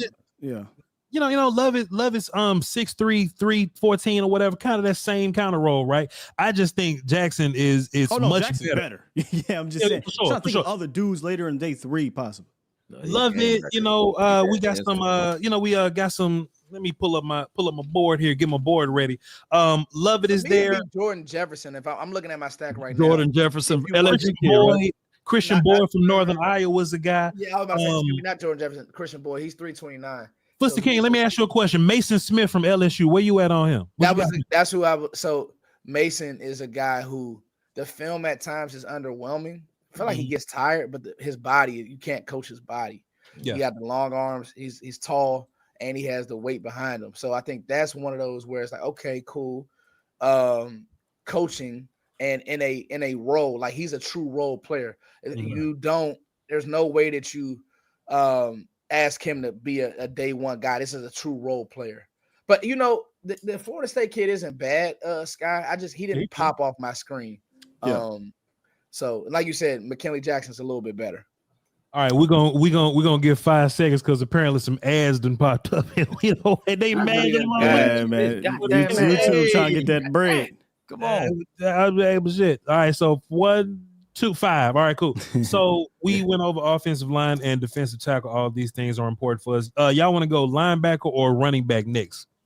Because Foot's kind of brought up running back, so let's go linebacker. Jalen Ford, baby. Let's go linebacker on them Jalen Ford, man. And listen, man, y'all love defense, man. I'm more so of an offense guy, so I'm gonna sit back and let y'all talk about these linebackers that I can't stand or whatever. But I kind of got a feel for what y'all are gonna say, but I'm gonna ask you anyway. Do we have enough at linebacker right now? Overshown, and I'm just gonna add this point, and then we'll just kind of talk around it or whatever. But when we was watching film on Overshown and we heard the Cowboys talk about him, they was talking about pass rush being in his future somewhere. Is that was that a Dan Quinn thing, or do you think that that's just something that we gonna do with him and like no matter who the damn coach is, we just gonna be pass rush with Overshown? And do we have enough in the linebacker room to line up and play right now?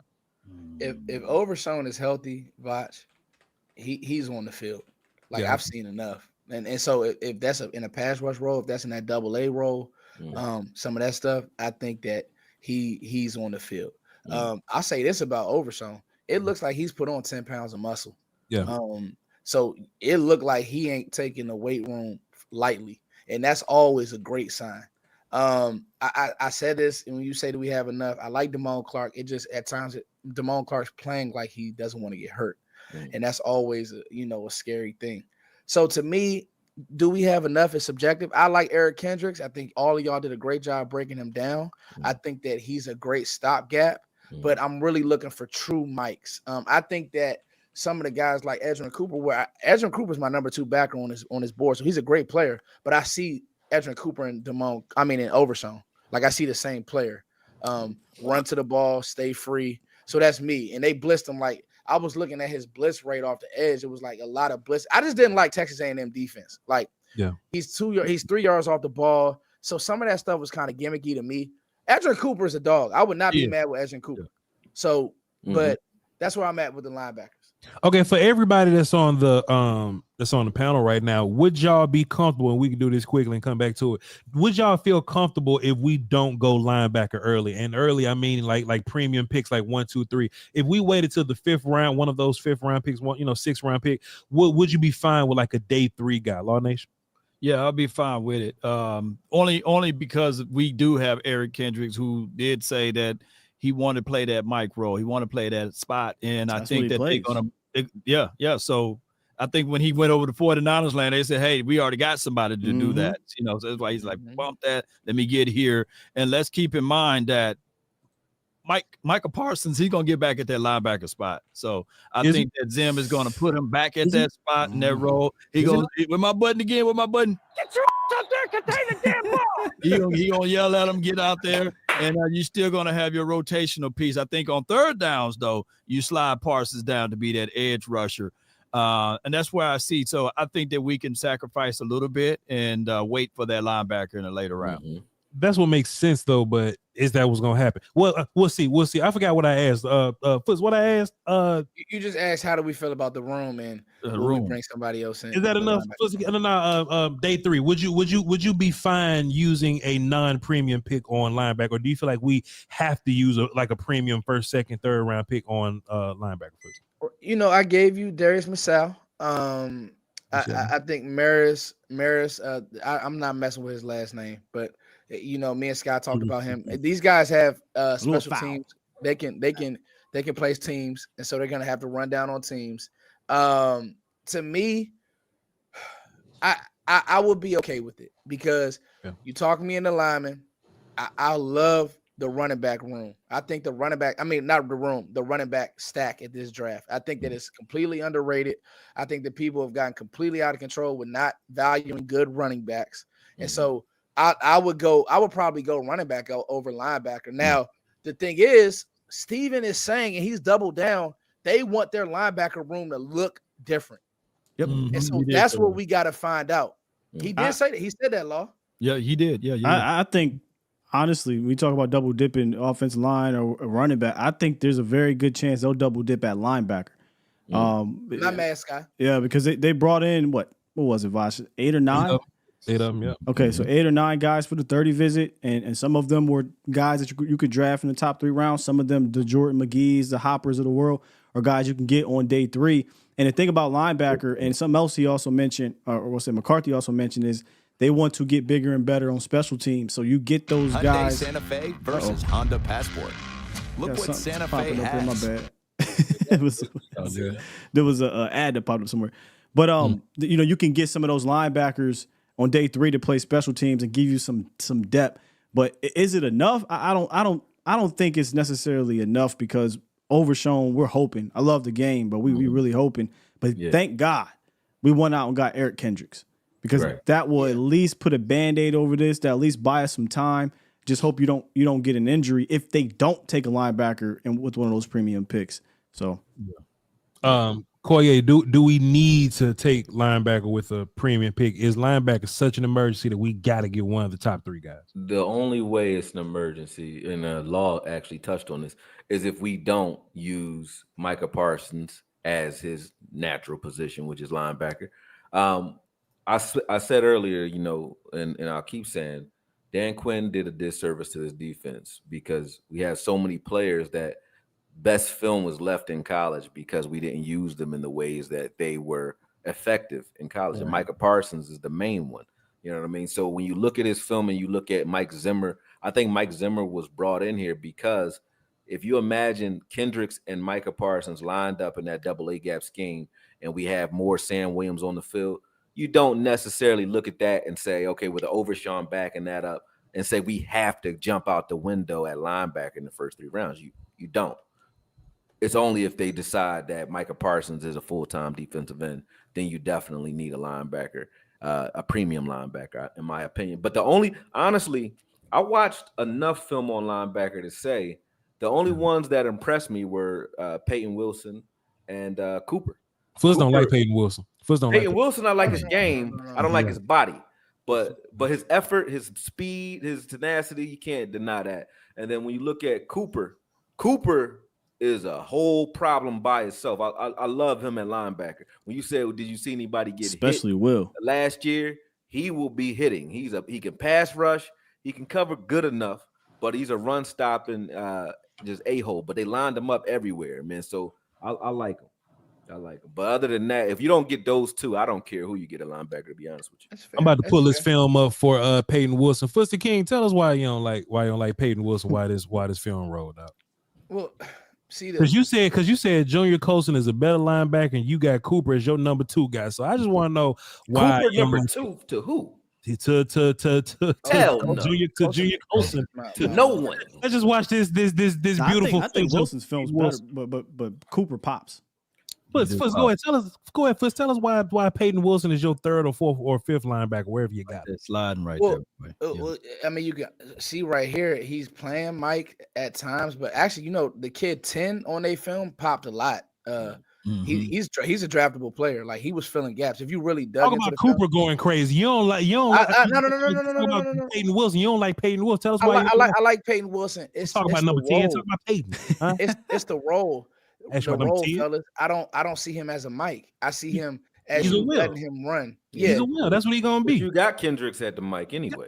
Thank you, Corey. Right, but then who's our Will right now? For me, it's Overshawn, and they're gonna give Overshawn a chance to play. Let me rewind that, Corey. Let me rewind that for you. Go ahead. Go ahead, Foots. No, I don't see. I don't like when y'all do it. I don't like what you do. You see what he's trying to do, Koye. This is lawyer Voch. Now I don't like him. You see what I'm saying? Now I don't like him. Why is he linebacker 5 for you? If you being honest. Why is he linebacker 5? Look at this effort. Look at this effort. Was he back here? The ball carrier is there. Look at this. The ball carrier. Look at him catching it. Come on, Foot. Echoes of the whistle. If you talking about a guy who's running to the ball, shot this right time. Come on. That's what he do. Like, if he's free to run, but we gotta. I'll find me guys who are gonna take on blocks consistently. That's what I was looking for too. Yeah, like that's all. I know. I'm with you, but that's what I want. But he ain't scared of the smoke. This ain't like the linebackers we had the last few years when they were taught to kind of catch. I mean, these guys. And I love. Listen. I love. He's the guy that'll beat you to the spot too. He's you know, like Sean Lee wasn't a guy that was taking on blocks. He was a skier. Like, he was sliding dip under blocks. But I'm Peyton Wilson is one of those types. Like, he's when I hear and I love Brian Broaddus. I would never question Broaddus. He's the guy.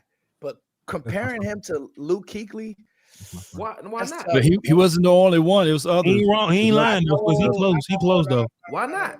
No, because Luke Kuechly at Boston College was amazing, bro. Like, Peyton Wilson at North Carolina State is amazing, bro. It ain't even close, bro. I'm being honest. Hold on, wait. You telling me a healthy Peyton Wilson? Let me run down. Will come and be Rookie of the Year. The next year, Defensive Player of the Year. 7 Pro Bowls, 6 All Pros. If Peyton Wilson do that, then he might under Mike Zimmer. Zimmer gonna have him. He'll get a free 5 sacks at the A-gap. I love y'all. No. Real shit. Luke Kuechly, amazing. Absolutely. Rivera with that system there with Thomas Davis next to him and those guys in front of him, that also helps a great player like Luke Kuechly too. Are we going to have that in place by year 2? I don't know about all that, but Peyton Wilson better athlete too. Peyton Wilson better athlete for. I'll give you that. But when we talk about up here instincts, it's only Ray Lewis for me that was better than Lewis. You know what? All time. It's a world. It's a world to get. It's a world to get my guy Damone Clark off the field because my guy Okoye, he want to go back and forth with me on with Damone Clark. Damone Clark ain't it, him, Okoye. You still like that, huh? He's not playing out of position. Clark, you still out on him? Listen. I watch just like you guys. Every time we draft a guy, I watch their college film, right? And I watch it intently, right? LSU Damone Clark. Tell me that LSU Damone Clark is playing for the Cowboys right now. It's not. He is not.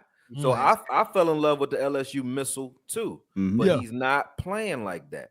So anytime, and I watch a lot of film just like everybody else. Just to your point just now with Wilson, when you don't have to ask, who's the best player on that defense because he's flying the fuck around all day. Like that's what I look for. And then when you look up guys that you think you can develop, right? You can see it. Usually, you can see something that sparks and says, "Well, he makes bonehead plays, but he can do this very well." I haven't seen Damone Clark do jack shit on film that I can say you can build around at least that in his game. Can you put him in the game? Can you give me this though? Can you give me this though? If you go back to his rookie year under George Edwards, when he was here, did you saw some flashes of LSU Clark? Yes, but then once LV got hurt in this season, because he played out of position. So Okoye, we're gonna have to put a stake up or something on something, because I'm looking at it and I get it. I know you said that he dog water right now. But he had Scott McCurley and Darian Thompson. I ain't arguing that. In spots. So now I think that for sure Mike Zim is going to get him going. And Gunther, to your point, guy, Gunther. He got to be. Linebacker is about tenacity and temperament. He don't got that. He don't got it. Too soft. Man, he's soft. Okay. Soft linebacker, like a finesse linebacker is like, that's like a finesse. He's playing. He's tackling not to get hurt. Point, and like you can see it. I'm not out on Clark yet. Here's my problem. I'm out on the number that he wears. I don't think he should wear that, but I get all of that. But everything else, I like the kid. I'm out on Here's my issue. Got going crazy on the production, boy. When Roquan Smith in the middle of that defense, bro, like you feel that. You get what I'm saying? Like people could say all they want, linebackers, man, you run the ball against the Roquan Smith, you getting hit. You see what I'm saying? Look at old boy from San Francisco. Fred Warner took over the game versus Dallas. Just took the game over. And when look at the Tony Pollard ran the ball, him and Greenlaw destroyed the playoffs. Bro, when you ran the ball, you was getting hit. That's all I want. I want guys. I want to get back to some of that. And then Sky hit on it. Paul Gunther is a better coach, I think, than what we've had since your boy Edwards Law.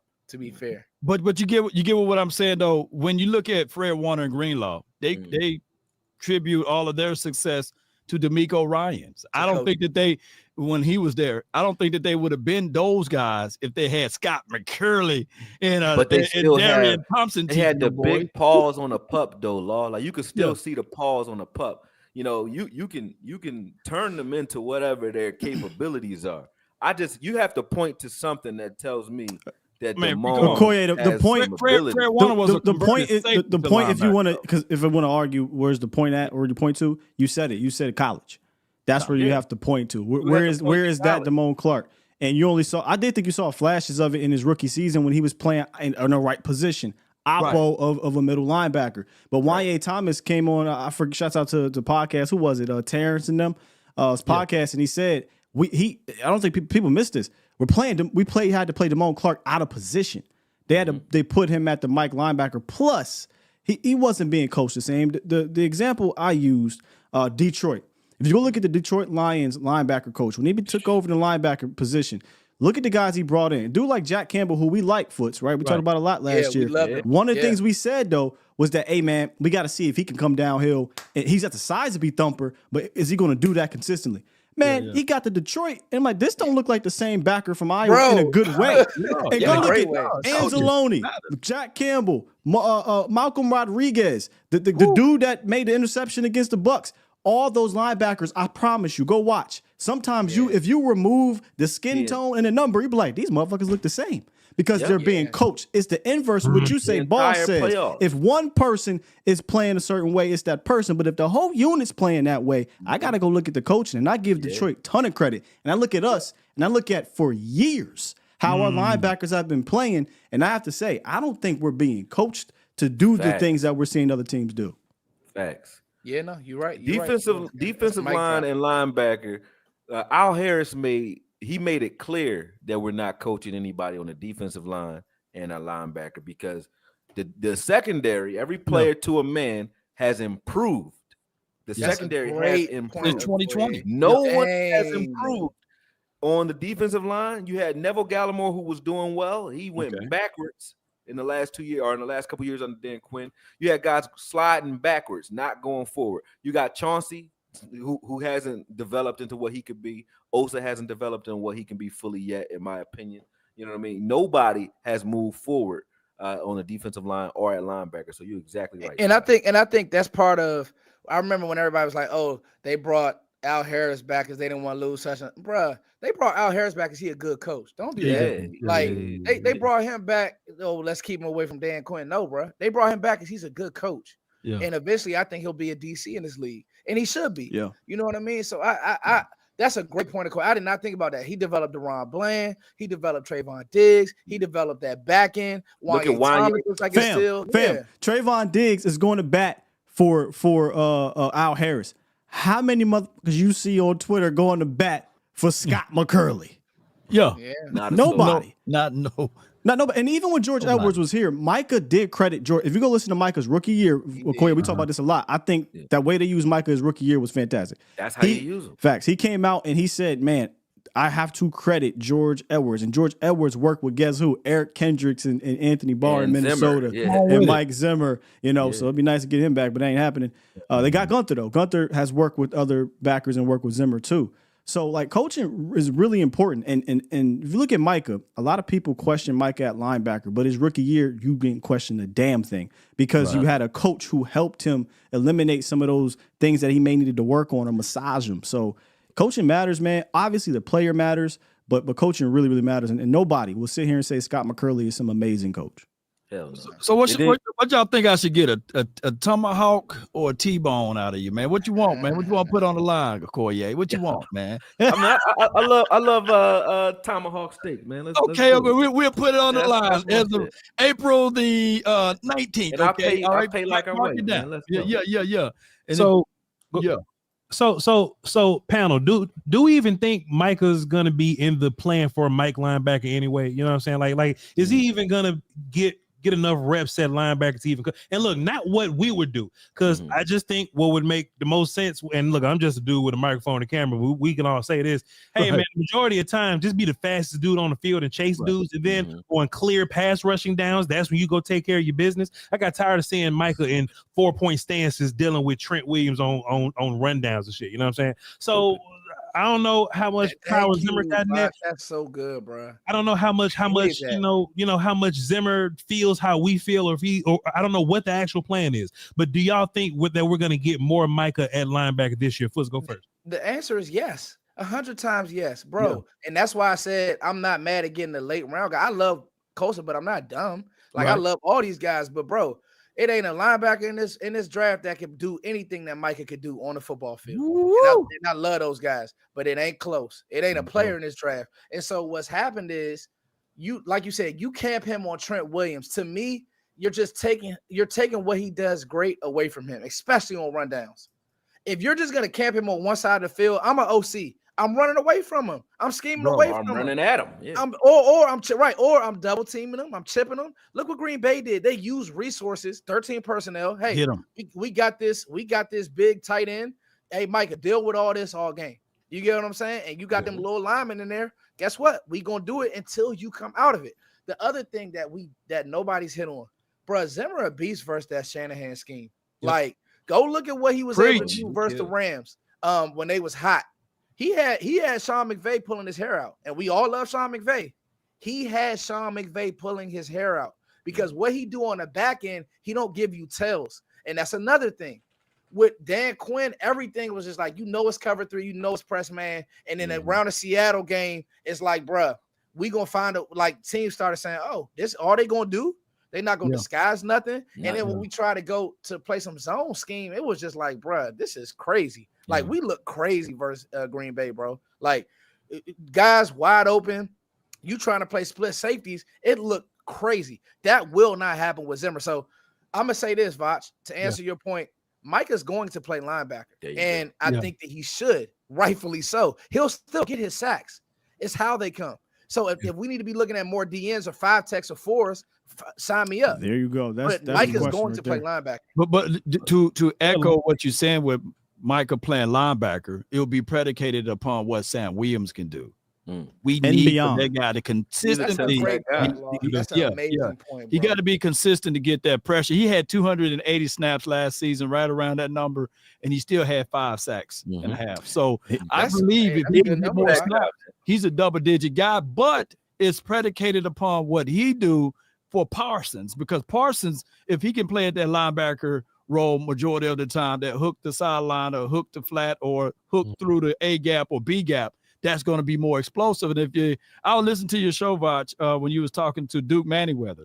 He was breaking down. Y'all need to check that out. And he was breaking down.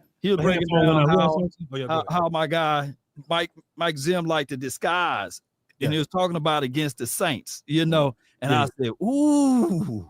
That's a nugget right there on how Mike Zim thinks ahead on how he like to get his linebackers busy and keeping those offensive linemen with their head on the swivel. So we're going to see more of that, and 4-4s on the edge from Sam Williams, and you got a 4-3 coming through the middle out of Parsons.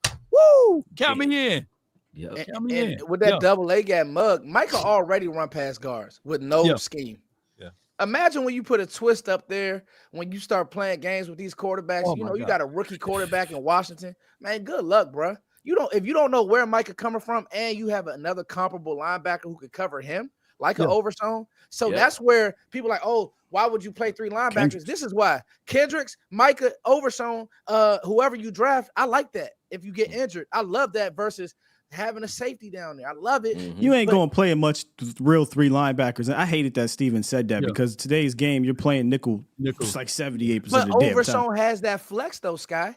That's you're not going to play 3, bro. I'm telling you right now. How many most teams run that 4 in 2024, you are not rolling out a traditional 4-3 as a base. That's more. You're maybe like 20% of the time, if that. Yeah. So, but you still need 2 real backers though. Like you can't. Last year we had 2. I would say this: if you trust Overshown to play a little bit on the back end, which he showed he could do it at Texas, you might Sky if he's a linebacker. He's not doing that, man. You know what it is? That dude Marquise Bell gonna play curse role. Ain't gonna be a curse role. Ain't gonna be no curse. It's not gonna be a curse role. No, That's a wrap. Okay. No, dead serious. Go look at Mike Zimmer does not run 3 safeties like that. Just go look at his history. He runs 2 traditional safeties, 2 linebackers, and if this was back in the early 2000s and 90s, then you'll have a legitimate 4-3. But you saw who in Minnesota? Anthony Barr, Eric Kendricks. Name me the 3rd linebacker. Go. Because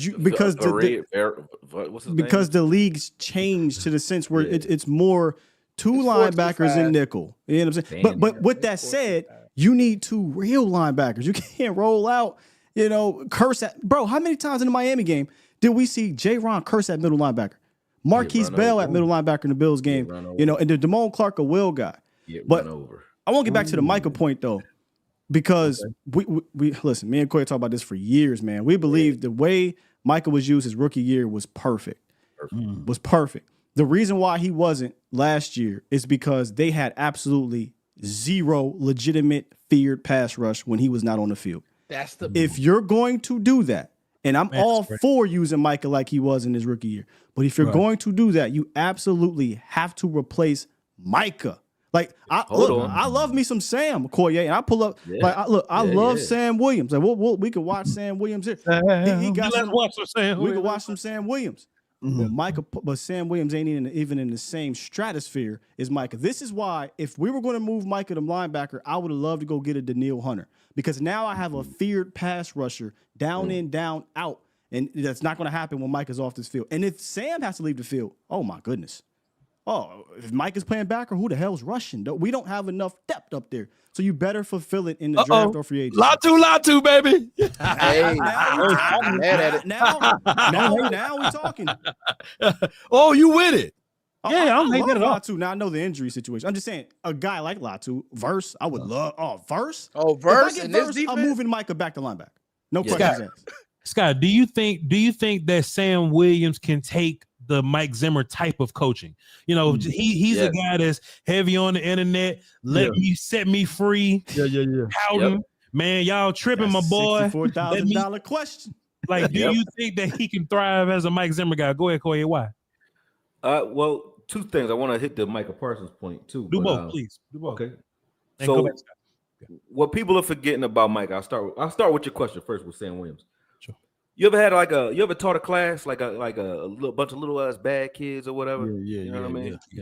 What you do with the kid that just can't sit still? He really got ADHD. He bad. He can't focus for very long. You put him right next to you. Give him something to do. Yeah, put him next to you. You make him. You give him responsibility. You put him near you, and you kind of like you give him more attention. I think taking a guy like Sam Williams every time he screws up and burying him on the bench is the wrong idea, because then you got a firecracker on your bench that needs something to do. And then you make him your gunner, and you wonder why most of his penalties came on special teams. So he should have been on special teams. Scott, you hit on that. Do that, but most of his penalties were on special teams. 5 out of his 8 penalties came from special teams. Yes, he should have been on the field as a defensive end. And to your point, Scott, you nailed it. But when Micah was off the field, you still have Dante Fowler at last year anyway, and Sam Williams, who both could have been 10-sack guys last year if they would have got the reps. Fowler was very productive as a pass rusher. So I think that's to the point of what Sam Williams can do. I think, yes, Zimmer will get through to Sam Williams due to the fact that Zimmer will look at his play and give him basically his walking papers, or his shit or get off the pot type of statement, saying like, listen, man, we need you to play the way you play, obviously. Right. But if you want to play, you got to stop the dumb shit, man. I think that's what someone needed to have. That conversation needed to be had, and I knew that was going to be the problem when he started 2 fights in training camp. I said, nobody is saying shit to this dude, and he got arrested in the offseason. I said, no, he doesn't respect nobody in this locker room. No coach. He don't give a damn. Coaching. He don't give a damn. And then Jerry was like, well, he did improve. It was improvement. So he wasn't going 120. He went 100. Right. I forgot all about that. But to the Micah Parsons point, I think what this Cowboy fan base keeps forgetting, right? Because I'm in love with this dude as a pass rusher. He was doing that in college, and I like that was great. Right. What people don't forget is because COVID happened, right? They don't realize this dude is so good at his natural position that he sat down an entire year, foregone coaching. He didn't get any coaching at linebacker that year. He sat out. Yeah, he good. And then still got drafted. Yeah, damn near top 10. Yeah. Right.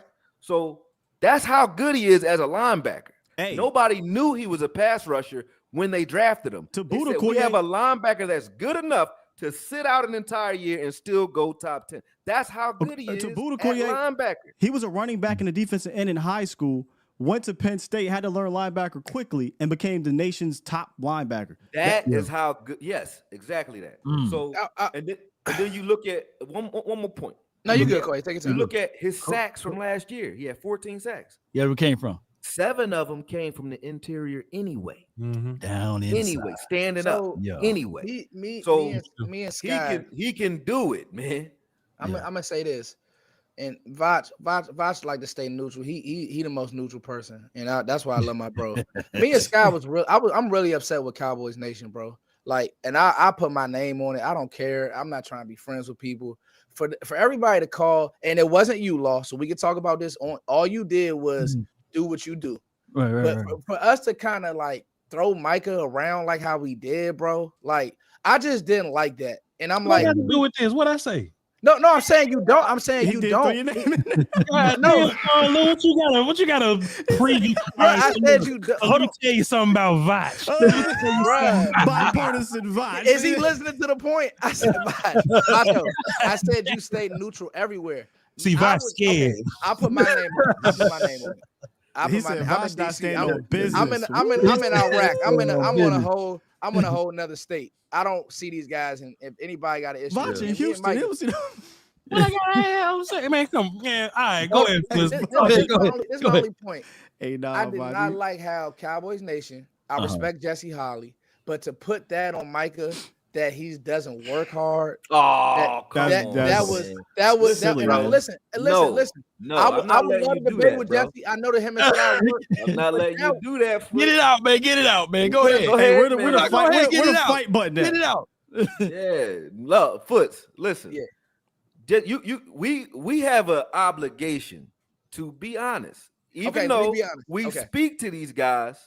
Like I did a show with his brother, and I said it to his brother. If you watch the film in Green Bay, Micah wasn't playing balls to the wall in that game. Hold on. Okay, I'm so glad you brought that up. Let me fight back. Let me push back, bro. That was Dan Quinn, and I'm not saying it wasn't. I'm just saying. Bro, let's not act like. I'm with you. Let's not act like there's no validity to what he said because Micah listen, can't go out there and do what Jesse Holly didn't do. What Jesse Holly didn't do. The only thing he didn't do in that statement. He didn't give him any grace by saying, you take a player who's a natural linebacker and you say, hey, look, I just told you he skipped a year because of COVID. And then he played 3 years or 2 years out of position. So he wasn't being coached at his natural position. So, of course, his reps, he needs more reps at linebacker to play well at his best position. So he was relying on his athleticism. He didn't give him any grace by saying that. But say that, you know, the way he played in the playoffs was he wasn't just talking playoffs though. I'm just talking playoffs. He wasn't talking playoffs. I'm about to pull my hair out. That's not what he was doing. I don't want to get into the weeds. I'm sorry, Scott, but I also do want to say this on a public forum, bro. We asked Micah to play linebacker, rush down to A gap, rush down to C gap, play off ball. Like you asking him to do everything. So you want him to be, I said this, you want to be Nick Bosa 1 rep, then you want to be Fred Warner the next rep, then you want him to be like, bruh, I want him to be Penn State, Micah Parsons. Hold on, Okoye. You gotta also think Dan Quinn. Look at how he fit. Look at the D line calls that he called first 13 personnel. We're talking about a goal line set. I broke it down. I don't even do the film like y'all, but I do know 13 personnel is damn near goal line. And he got 4 D linemen out there, and he got Micah taking on a double team. What can Micah do? That was insane. Yeah. When you look at a guy like Micah and they put him on the edge, and you say, hey, as a coach, you're watching them run at him and double team him and scrape him off the ball, right? Right. And leave him there an entire game, or like we talk about the Trent Williams game. I give you that with Dan Quinn. That is very true. That is very true. All I'm saying is, Okoye, I'm just putting a name on it, saying like, bro, we mad at a 2-time All-Pro. This is that Luke Keek 3 times since he was I wasn't mad at him. No, I'm not saying Foots is talking about the nation. There is I don't know why this is happening. Maybe people are mad at podcasts, but I'm blind. So what's happening? The nation is basically turned into Dak Prescott on the other side of the ball. Yeah. The fan base is saying get rid of Micah Parsons. Yeah. I'm just trade Micah Parsons. It ain't just it don't stop at Micah. There are legitimate. Maybe it's the loud minority. Dak, Micah, and CD Lamb. They want to get rid of and accumulate picks. But the problem is though, you are talking about a fan base that hates the best players, but they advocate for like Rico Gathers. Yeah, where's this smoke for Sam Williams, who's out here hitting people going 190 miles per hour? Not the guy that's out here doing for his community, that's out here playing 17 different positions for you. That's a 3-time All-Pro that does work hard, that does study, that does invite his teammates over for dinner, that does, hey, Sam, I see. Come on over here, Sam. I got you. Come work out with me. I can't make you do things on the field. I can't call the plays on the field. Where's the smoke for that player as opposed to your guy who's pretty much? I mean, listen, y'all can come at the Green Bay Packers game all you want. I jumped in that. My bad, because I'm not on the wagon of doing shit with Micah Parsons off this team. Oh no. There's a legitimate side of his fan base that want to get rid of Micah Parsons. Yeah, that's great. So my thing is for Jesse Holly to say that. Respect Jesse. I tune into what y'all do. But bruh, are you in the room with these guys? Like, bruh, I don't know what Micah being asked to do. We don't know what he being asked to do. So we saying that he don't watch film, bro. That's a rough indictment to put on somebody, bro. To me, like, and that type of stuff is rough to me. Like, and I'm putting my name on, like, to say these things. Oh, he could be better, bro. You know, bro. Kayvon Thibodeau, has he even come close to his ceiling? He was drafted higher than Micah. I think, but I still think like this. What I heard, I think what people in our generation, we have more sensitive ears, because what I heard from Jesse, although he, like I said, he painted himself into a corner with the way he delivered it. But what I heard is this dude can be better than he's showing on film right now. That is the truth. Now, why he said you interpreting what he that ain't if he said that, but that's not what he said. I thought he was saying. There was some personal shots there. It's a 3-time if he becomes more cerebral, he'll be even better. That's what we're not talking about Pro Bowler. Okoye, 3-time All-Pro. First team. I'm saying 3-time All-Pro because he can still be better, and I don't mean he's gonna. I'm telling you. Listen, as a pass rusher, Micah Parsons is an A-grade pass rusher. He's not even. He hasn't hit his prime yet. Yes. As a pass rusher, no. Period. As a player that, like, once he flips that switch and he understands everything that's going on, you will not have seen anything like Micah Parsons on a football field. And that takes development. That's my point. That takes more than 2 or 3 years, right? Like if you look at the film I did on him in college, I said the same thing. I said you can make him a pass rusher, and he'll be day one great, good, whatever, right? Or you can take 3 or 4 years to develop him at all the positions that he can possibly play. And so you probably won't see his best to his 3rd or 4th season. So you right on the money with that. But I thought that's what Holly was saying. If that's not, you know him better than I do, Scott. I'm not taking up. It ain't about what I know. It's about what I took from what he's saying. I didn't take it like I hate Micah Parsons' speech. No. It ain't about what I know. It's about what he said. It went beyond his play on the field. It was more, hey, he don't study, he's lazy, the brand, this whole thing. Rough, and it was just like, I mean, why not just ask him that? Because, he came out and was like, hey, nobody's telling me this. It's just my opinion. And then the delivery was as if he don't do all these things. In reality, a lot of those things you said was wrong. He don't invite nobody over. He's not a leader. He does all those things. And it's like, that's weird that we went that route. After that loss, as if it was solely on one individual. But yeah, true. I get a little heat for this though, but I'm gonna say this though: in the last 13 to 15 years, the most dominant defensive player I ever seen was Aaron Donald. And in order for him to win, they had to go get a Sue. They had to go get a Leonard Floyd. They had to go get a Von Miller. They had to go get a Jalen Ramsey. They had to go get dogs, other people to help them out. So for us to think, or for anybody to think that Parsons can do it and get it done by himself, or we did things equivalent to that, they must be out there cotton picking I mean, Allah, he ain't by himself on his defense though.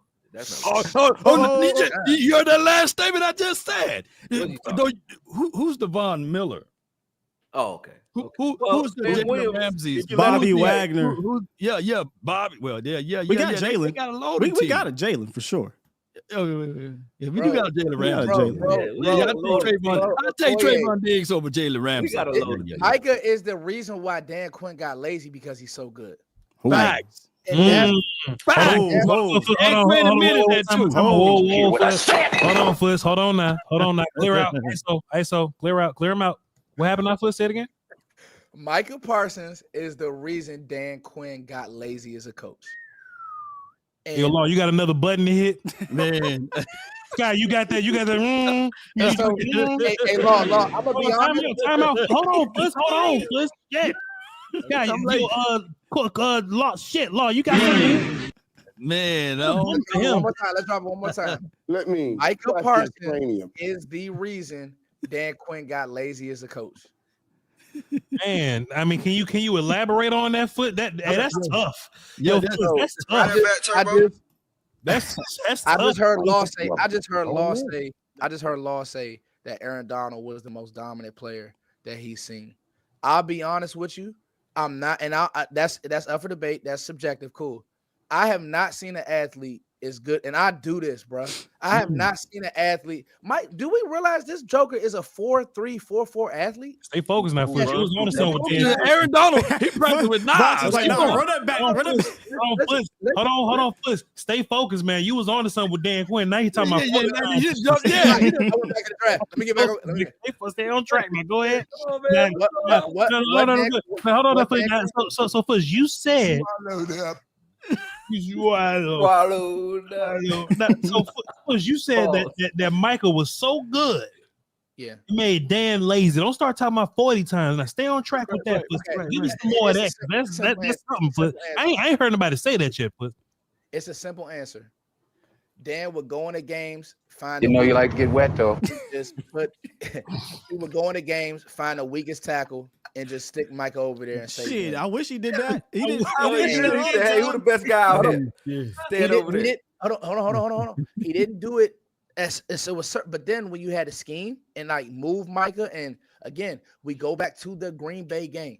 Okay, you're camping him, and he's getting double teamed all game. Why would you keep Micah on one side of the field, getting double teamed, getting reach blocked, doing all these things? Why would you do that? If that's fine, like Micah doesn't win that way. So when you hear some random defensive coach say, "Oh, Micah doesn't show up in big games," of course he doesn't. He being out like he's out coached. You don't coach. Listen, you don't tell Steph Curry drive to the basket.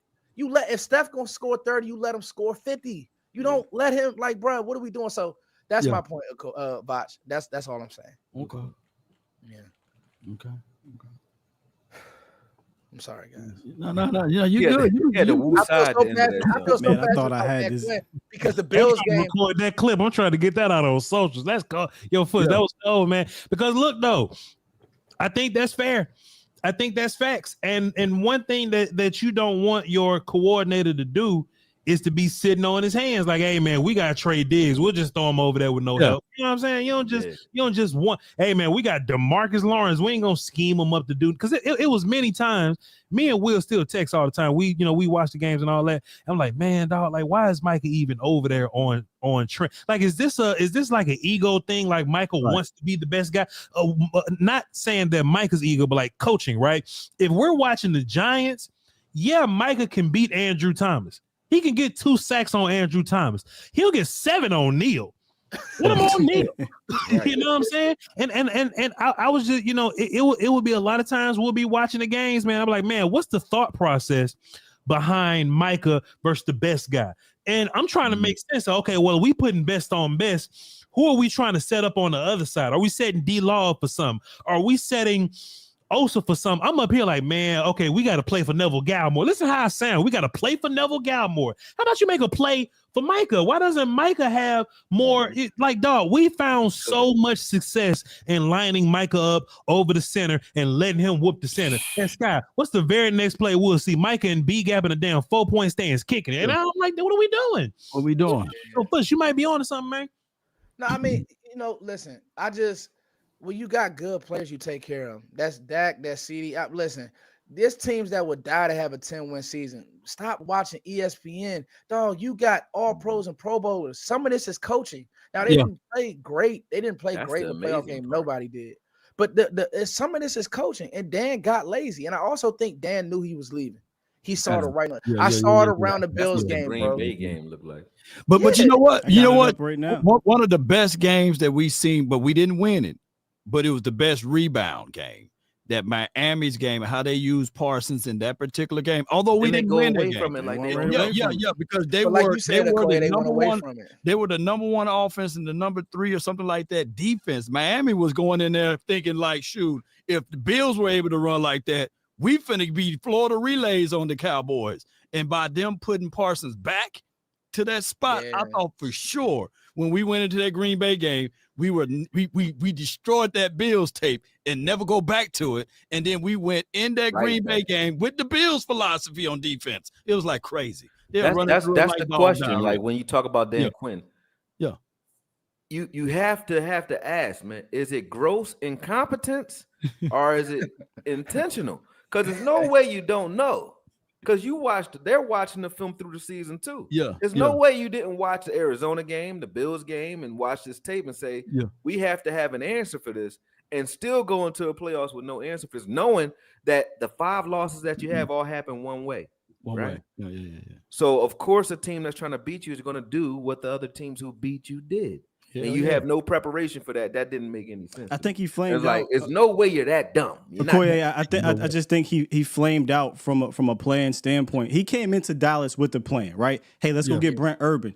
Let's draft Bohanna. Let's get some of these big boys, right? Hey, we're going to try something new that I haven't done before. We're going to sign Keanu Neal, move him to safety. That didn't work out. Donovan Wilson gets hurt. Damn it, we found that role with J-Ron Kurtz. And it worked for year one because we were so used to what we saw in 2020, which was atrocious, right? 2021 comes around, all these interceptions and turnovers, and it was amazing. It was fun. But the fundamental thing we didn't do at a high level was stop the run. And then in playoffs, we couldn't get all those turnovers again. So what happens in the league, y'all? Teams figure you out. Do you have a counter? Bro. For years, we got on Kellen Moore for not having a counter in game and in season. I thought Dan kind of had a little counter his first year or so.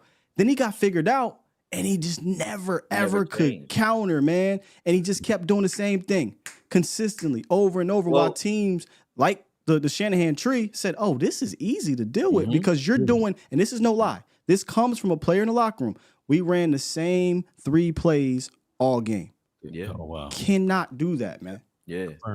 But that shows it wasn't a meritocracy, too, because you had guys, like I said, like Wanye buried on the bench for Curse, you know, who couldn't, I don't think he could hold a jockstrap last year. So, you know, when you see stuff like that, it's like, how bad do you really want to win, or do you want to keep your favorite players out there? And I think it was more so that you got Sam Williams and Dante Fowler and Rashawn Evans not playing, Wanye Thomas not playing. You know what I mean? You had a bunch of guys who could give us quality reps just sitting on the bench, not playing. Or guys who were just getting ran through, man. 2 snaps the entire game for that Green Bay Packers game that Sam Williams had. 2 snaps, man. Mazi had like 1 or 2. That don't even sound right, bro. And look, if you guys go back to the Illuminati chat we always talk about, wasn't it? I don't know what week it was, but then I say, hey, dog, they not really feeling DQ. Everybody not feeling him right now. Everybody not feeling him. And like they like, oh, man, DQ, my guy. But when it came to football, people was looking sideways like, hey, man, why ain't I out here playing? Hey, man, why ain't we switching things up? Hey, man, 3 plays? So I think the honeymoon phase wore off in 2023. And it trickled down on the field. And I say this, listen, Zimmer, Belichick, those defensive schemers, those hard-nosed guys, they not trying to be your buddy.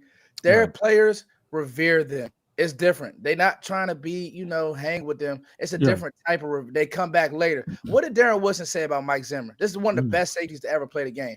I couldn't stand him at first. Yeah. Come back. He was the best coach because like this is the thing that I always tell players. You should worry when I'm not saying nothing to you. Right. You should worry when I'm not coaching you hard. And let me say this: like I appreciate what Dan did do from our historically bad defense. Right. Yeah. But again, it just flamed out. He's going to go to Washington. He's going to make that defense better early. Yeah, he will. Easily. Yeah. When he first got here, the first thing he said was, hey, I want to take what I did well in Seattle and Atlanta and what I didn't do well. And I want to figure these things out and mix it. I don't want to be the same person. And he wasn't. He was not this traditional cover 3 defensive coordinator. He's going to go to Washington. He's going to mix some things up. It's going to look better than it did because Washington was porous. But I'm curious what happens after a year. What happens after a year and a half? Will it then get back to being figured out against better teams that can coach? He's a great communicator, and on top of that, Joe Witt Jr. He's pretty decent with his people. So he's a hard ass, and Cliff Kingsbury, he's trying to reclaim his name and everything. So that's the Washington team. They got everything in order, but they don't have a damn quarterback. So we okay.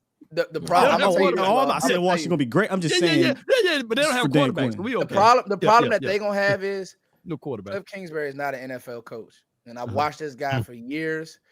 Air raid guy, comes from that Mike Leach, the whole 9. Great college quarterback, bro.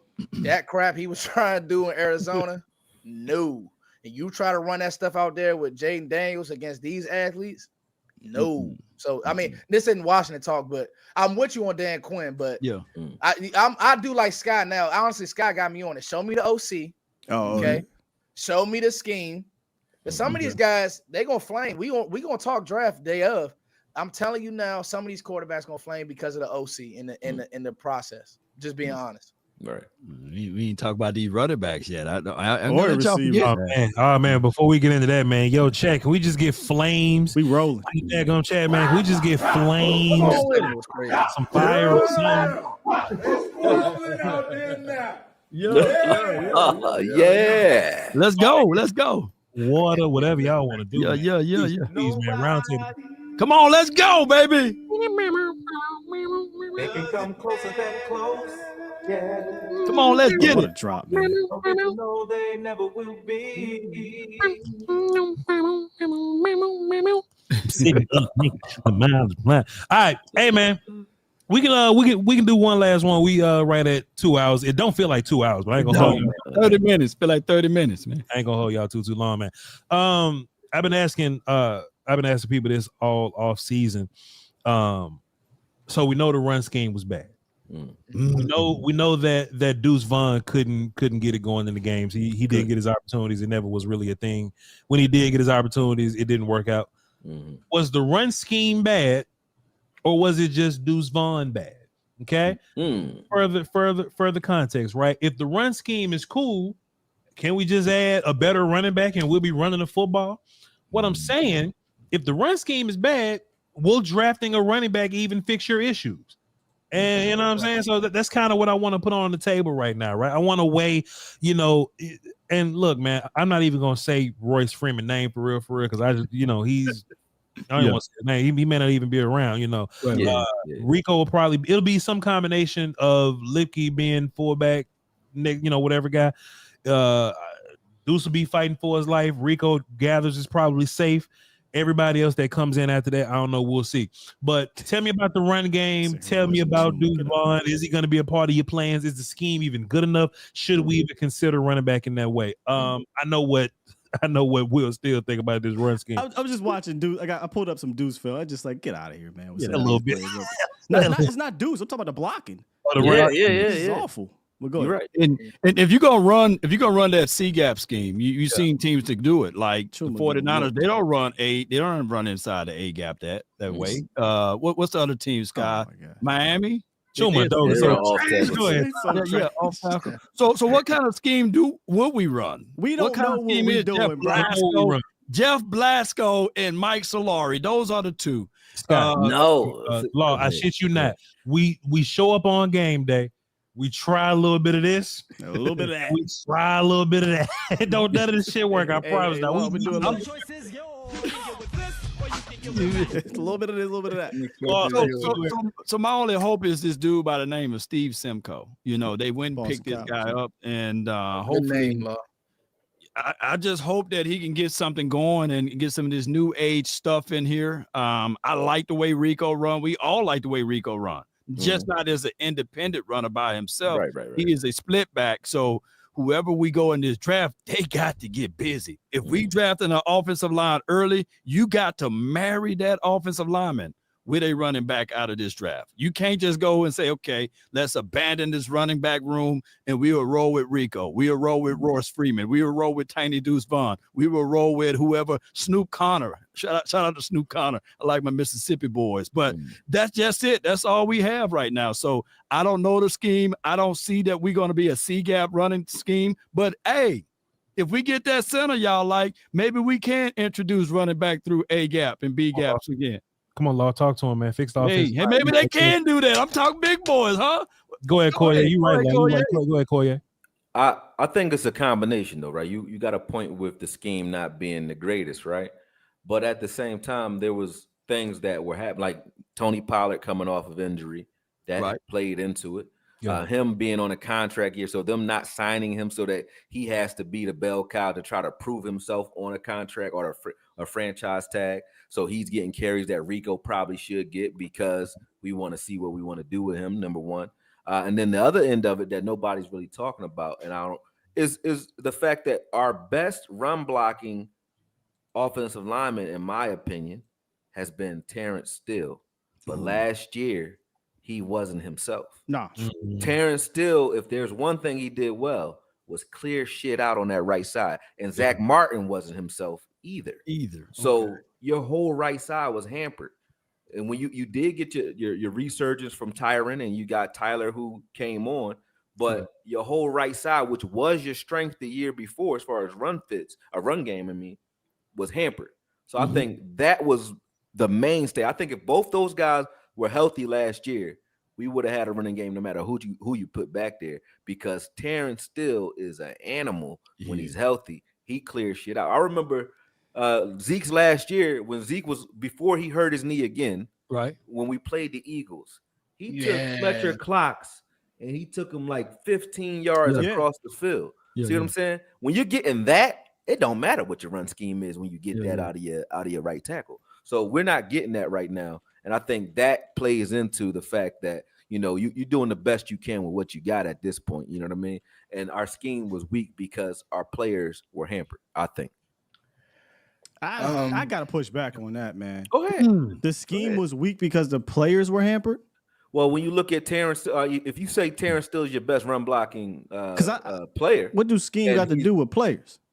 I'm just saying, you can line up a player who is talented and he's going to clear shit out, then that works. When he can't do that anymore, then he make some players make coaches look better is what I'm saying. Absolutely. He can't do that if he's not himself. That's what I mean. But if you're coming in thinking you're going to get a Terrence Steele and you're not, but you have to put him on the field anyway, and he's not himself. Who's the dogs for the Green Bay Packers and San Francisco 49ers and Miami Dolphins and Ravens and Detroit? Now Detroit got a crazy line. They do. But they don't all have all these crazy dogs in front because they have a scheme that can help hide maybe some of these deficiencies. Right. So like when we get to the playoffs, I'm gonna keep coming back to these playoffs, man, because we have had lines that been wrecking shit, all regular season, and we get to the playoffs and what? It's because scheme. It's because play calling. So I think they have to get that fixed. And if they don't, then you need Koye those dogs. Yes. If you have a healthy Terrence Steele, maybe it becomes a little bit better. But I've seen a healthy Terrence Steele against San Francisco 49ers in 2022. And what did they do?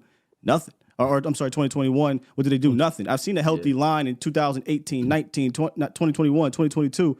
And they've done nothing with it in the playoffs. So it's like, fix this scheme, man, because if you don't fix the scheme, it almost don't matter what rookie you bring up. I mean, when you had Rico Dowdle on the field, did the scheme seem as crooked or as messed?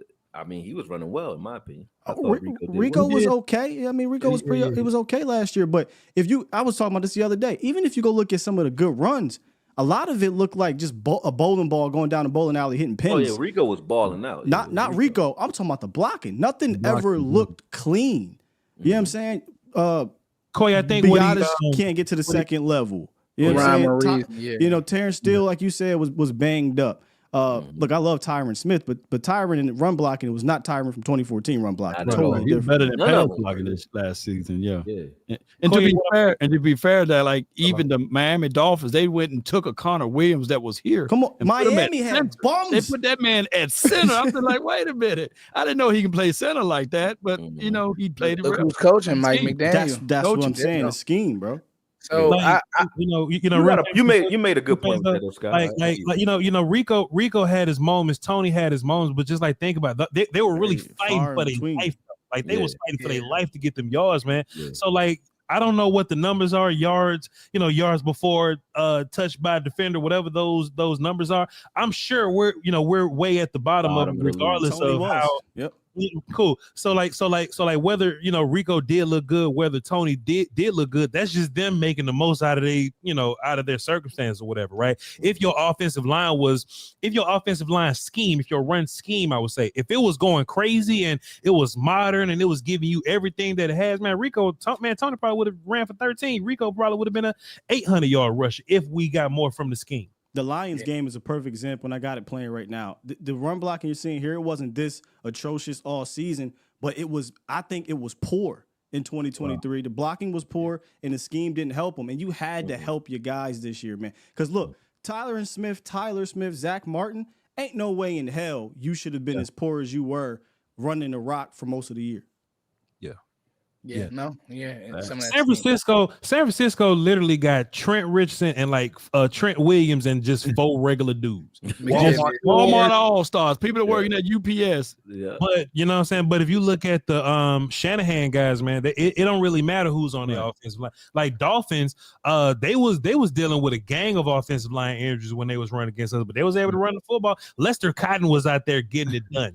He was getting it done. And the Buffalo Bills had 2 offensive linemen. Me personally, I can't stand Connor McGovern and goddamn Osiris Torrance, but they got the job done because Buffalo's another one, man. Yeah, Dawkins was good that game. I think to put a bow on it, fellas. Scheme is bad, but I do want to get a guy. You need dudes. Yeah, like and that what does that look like? Like Ray Davis in the third is probably. Oh, you're talking about running back. Okay. He's 29 years old, man. He is, but think about it though, Law. You need him for 4 years and you draft another one. Like you're not giving him another. You're not. You know what I mean? And so I don't listen. I kind of overestimated Deuce. I think it's gonna be tough sledding because I think he just too little. Like when you see him out there, you like, God. And then if the scheme not right, there you go. It's just rough, I agree with Okoye when he said like mismanagement of talent. Like Deuce, you can find a role. They just was no. You can definitely find a role. And he's gonna get opportunities. I don't think that they. I don't know now. Well, he averaged 1.9 yards per rush when playing this season. Yeah, but but look at the block. I mean, this dude wasn't getting. He was getting nothing.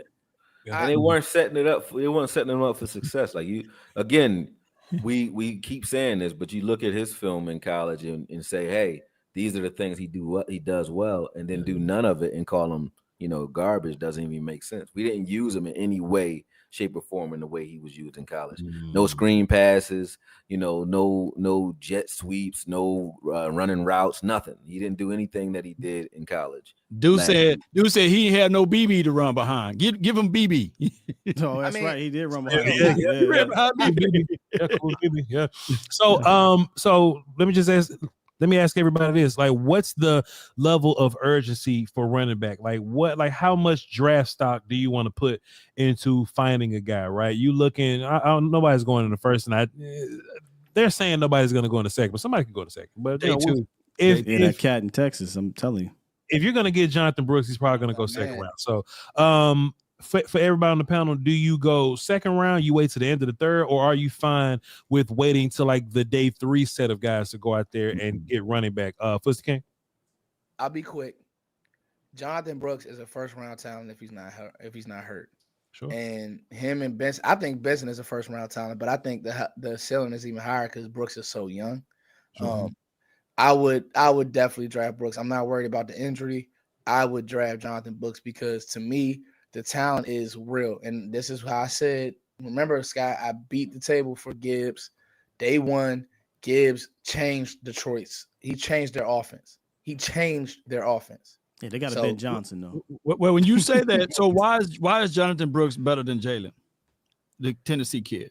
Right. Oh, he's for me, you want to know why? For me, I mean, from your perspective, your perspective, you got Tennessee's scheme sucks. They got these guys way in Africa, and they're just basically reading the box. They're reading the box. So, they're just I definitely get the athletic profile, but I think that Jonathan Brooks' vision, his one thing that he's more powerful than people think. Yeah. If you go watch that Alabama game, Texas O-line was getting smoked, and he was still clawing, fighting. He will get what's blocked, but then if you watch the Kansas game, he could take it. Like he will run away from you the same way that Jalen Wright will. I just think he's a better back. He makes you miss in that hole really well. Like Jonathan Brooks, man, he's so bro. Like I'll pull up some stuff here. He can make you miss at the hole. And then for me, a team that doesn't create a big lane, you're going to need that type of player. You're going to need a guy that's twitched up, that has that agility. And we talk about this a lot, Okoye. Rico and Tony were similar runners. They're one-cut runners. There's, zone type guys, stick your foot in the ground, get downhill. You need somebody that's loosey-goosey around the ankles, right? And that's what Jonathan Brooks is. And he got home run ability. And I think he could be used out the backfield to catch a little bit more, too. I'm with you. If he wasn't hurt, I feel like he's an easy second-round pick for anybody. But for the Cowboys, he's gonna be a second round pick because he is hurt. That's what's going to happen. He might go first. I'm gonna be real, Sky. He's the one that I think the league, everybody in the league is high on this kid. Like, I think we live in Cowboy Texas world. Fair. But like, I do believe that like the consensus, people like Jonathan Brooks, dog. Like, I wouldn't be surprised if he gets picked before we drafted 56. A lot of people in the chat cheering for Jalen Wright, though. Yeah, no, he's good too. I like Wright. I mean, I think when you lose a Tony Pollard and you look at Rico Dotto still on this team, when you lose a Tony Pollard, you see the signing of Freeman, who's our power back now. You still have Hunter Lipke, who can still do some short yardage stuff. The missing piece is that Tony Pollard style back, and that's Jalen Wright. So I think Jalen Wright is not the better back, but the better fit here. That's fair, Okoye. I won't argue there. It's kind of like the argument between, it's not like it, but the Bijan Robinson versus Jahmyr Gibbs kind of situation, right? You know, like the poor man's version is what you're saying. The poor man version. Here's the deal, Law. Here's that conversation. Here's the deal, Law. Here's the deal with those two. And I fought people on this tongue. Me and Scott, remember our draft series? And people say there's no way you should draft a running back in the first round and blah, blah, blah. Bruh, both of them. Because even Bijan, like, I think it was Bijan had a good year, bro. Like Arthur Smith was just goofy. Arthur Smith was just goofy, and Voch, he different, bro. Like Robinson had a good year, but Arthur Smith could have had a better year had he had a better coordinator. Yeah, so like, but my point is this, Sky. If you redraft him, would you still take them in the first round? Both of those players, Gibbs and Bijan, respectively, for that team. Yeah, for those teams, I don't know. Maybe for Atlanta, they could have went maybe elsewhere. They need a lot of things though. But for Detroit, I think they nailed their first round. Yeah, they killed it. Yo, hold on. What time I will steal? You want to know why Detroit was able to take a running back at 12? Let me get my war call. You want to know why Detroit was able to take a running back at 12? Why is that? Because they secured their offensive line. There's the offensive line. Man. Also, he would draft 5. He would go 5 rounds deep with offensive line. Also, they went into the draft, you know, not having a whole bunch of holes in that manner, right? So they took care of all that and they were able to go pure BPA. Cowboys they can't look at you in the face and say pure BPA. They didn't do enough to do it. Man, when you just take care of business, Frank Ragnow wasn't a sexy pick. Yeah. You know, Penei Sewell was up there, but boy, the fan base was like, man, can I get Jamar Chase? Can I get one? They just had a cat that just got paid too, offensive guard. For sure. That was a stacked draft, man. They was like, man, you know what? We're going to go ahead and get Penei Sewell, dog. Man, they go and draft. They left guard. Decker's been there for years. They are stacked at their offensive line, and that core of offensive linemen is going to be there for a long time. So you know what they ain't got to worry about in the upcoming years? Drafting no damn offensive line. They get to make cute picks. They get to take all this position value nonsense. The 3 positions that they talking about is tight end, linebacker, and running back. But they can do it. You want to know why they didn't get Laporta? You want to know why they didn't get Gibbs? You want to know why they didn't get Jack Campbell? Because they have taken care of business on their offensive line. Did you hear what I said? No lies told. That boy gonna campaign for that O-line. He's right though. The only thing that slowed Detroit down was the head coach. You know, they could have been in the Super Bowl, believe it or not. So you're right. You're right. Yeah. But shout out to that though. Shouts out to Ben Johnson too, man. Dan Campbell. He put that together because I don't think the quarterback is that great in my opinion. He's solid, but it goes back to me to what Okoye said. It's a mix of both. I think there's a world where if you go interior lineman and Brooks, I'm not mad. Like I just wouldn't be mad at that. There's a world where if you go interior lineman and linebacker or interior lineman, let's say a DN. I mean, Sky said it. If you're going to play Micah off ball, maybe they say Micah is our linebacker that we would have drafted and we drafted DN. And people were like, why would they do that? Well, you're getting rid of DeMarcus Lawrence next year. Robinson you need somebody else. I would love Robinson. It's just there's no way I think he gets to 56. The size is crazy. Yeah, he's a good player, man. So I mean, this draft is going to be exciting because ultimately Foots wants to trade back because I think if I did my calculations right, in the third person, if we said Foots wants to trade back, because the Cowboys want to trade back per sources. Yeah, bro. Like, let me ask you this, Scott. They do want to trade back. They want to trade back. Per source. I'm just saying. Scott, let me ask you this, Scott. Could I talk you into trading back to Kansas City? Yes, I don't care what you don't gotta say nothing else. Yes. Okay. I was gonna say, what if I get you? What if I get you Zach Frazier? Oh, come on, and then you get your other needs DN, and then you could possibly get your linebacker, receiver, or running back with that extra third, which would act like your fourth. I listen. You could almost talk me into trading out the first round to pick up a couple extra picks. Dead serious. I take it. Dead ass. More picks is always good. F that fifth round, fifth year option. I'm sorry, F that fifth year option. Who cares? They don't use that to their advantage. They use it as a weapon anyway. So F that fifth. To circle back to the running back there, and you're right. F that fifth year thing. But to circle back to running back, are you guys shying away from those smaller split backs like a Blake? What about Blake Watson? Are y'all shying away from that? Because I like Blake. Memphis, like he's a back. Him, Bucky Irving, all those smaller guys. I'm not a fan of it this year, personally. I don't think they're looking for like committee dude. I think if anything, they're looking for like a tandem guy. You know what I'm saying? So like maybe you and like somebody else, somebody to pair with Rico, not somebody that could be a part of a 3-person thing or whatever. You know what I'm saying? So I do think Blake Watson is a good player, but I really think they want to get running back and not have to worry about running back for 4 years. That's what I think the Cowboys want to do. Law, the 2 names. Go ahead. Ray Davis. Ray Davis good. Audric Estime. And I'll give you one more, Marshawn Lloyd. If they're in that baby. 4th round, 5th round area, I would feel fine with those guys paired with Rico. Now I feel great going into a playoff game and having 2 guys, because Lloyd, he was underused at USC. It was awful. I got a hot take that I don't know if we're ready for it just yet, but Freeman, you keep saying paired with Rico. I think Freeman is going to take Rico's. Scott, I gotta watch his film. I haven't watched his film. Watch his. Hey, I gotta watch his film. Now I gotta watch his film. Sky ain't playing. So let me say this though. Let me say this though. Hold on, Law. Just as the 4 yards per carry, thumping you guy, O-line guy, he ain't hurt. Guy, not hurt guy. Rico hurt guy. Man, look. Keeping the buck down, Rico might not even make it through camp for real. Like, cause he gets hurt every year. Like last year, he got hurt last year. Whatever. He got hurt last year. I think people kind of sleeping on Royce or whatever. I don't want to say his name or whatever. People sleeping on Royce. I think Royce make the team. I think Deuce will get cut if anything. Go ahead. Deuce will get cut. Rookie, Royce, and Rico. Go ahead. All I'm gonna say is I don't know what's gonna happen, but the dude played 164 special team snaps too. That was more than Rico, more than Malik Davis, more than all those dudes combined. So he also has that in his belt. He also brings something that we don't have in the room, which is that thumper, which is that power, 6 foot, 230 plus. You don't have that. He's experienced. He has a low mileage. He ain't a hurt guy.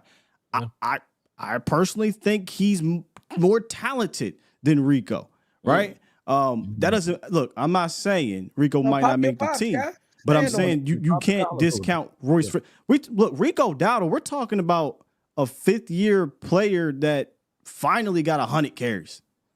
We ain't talking about some dude that's been out here killing it. I mean, this guy's always hurt.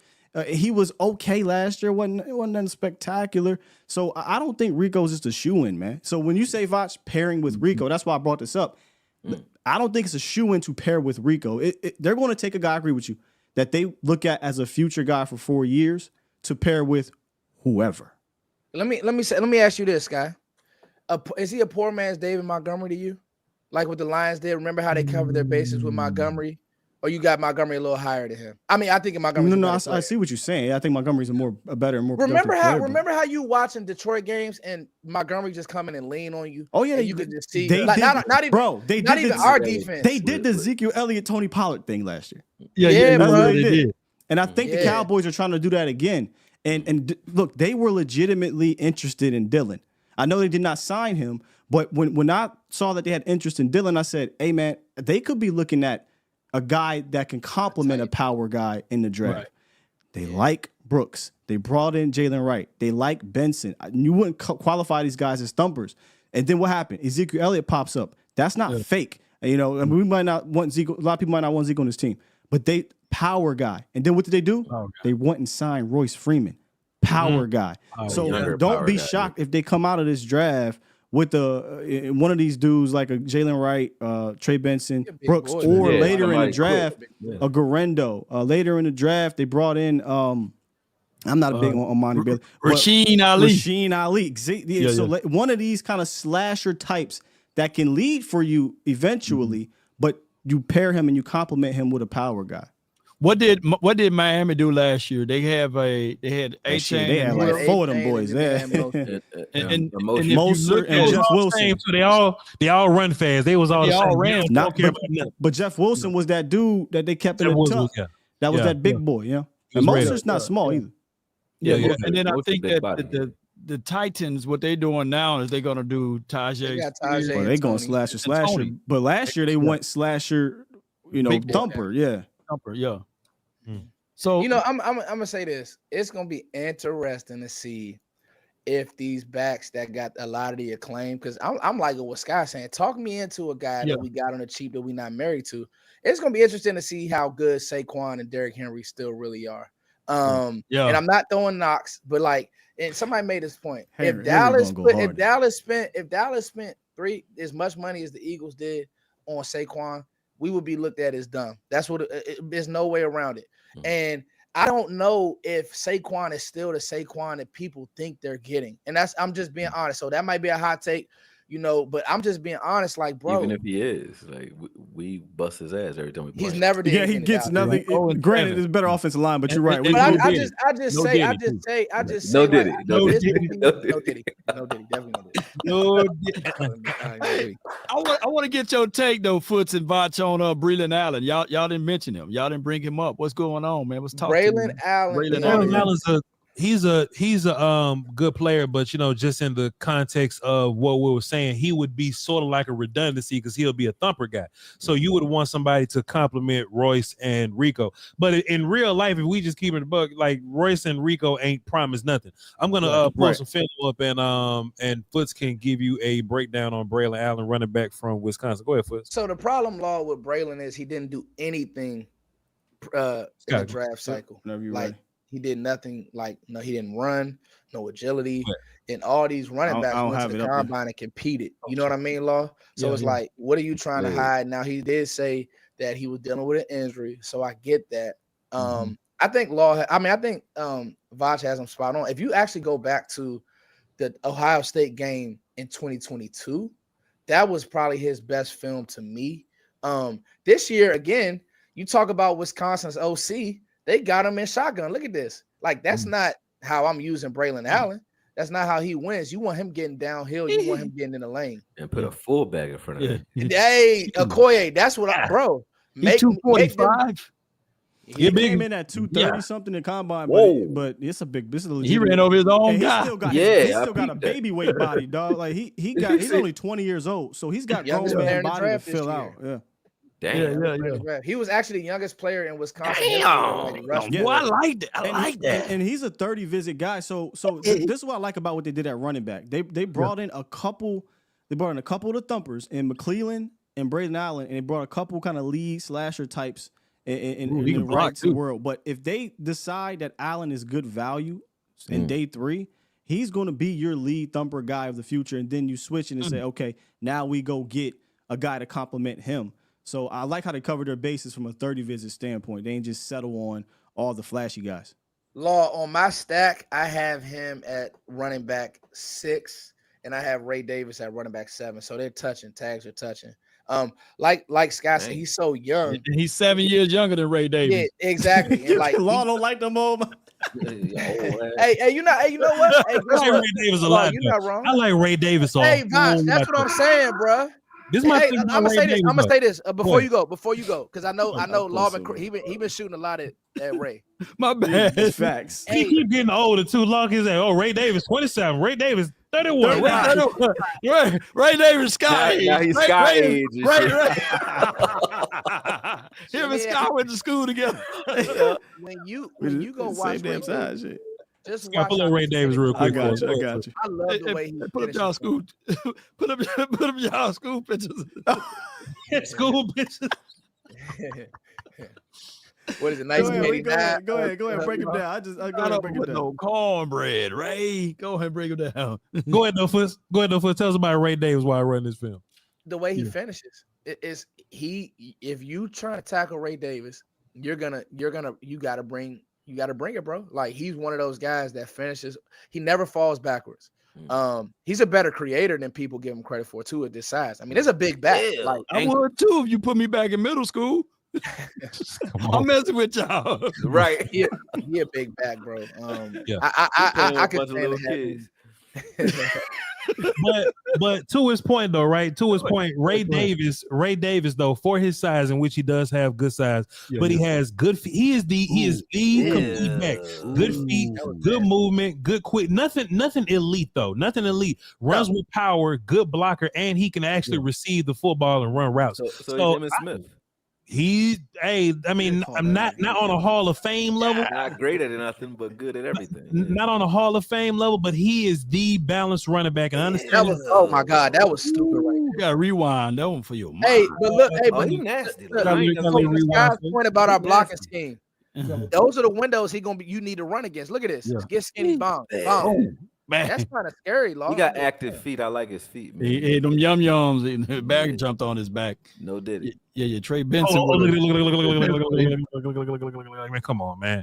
Come on, man. Fighting at the top of the route. Boom, over the shoulder, man. Come on, that's running back.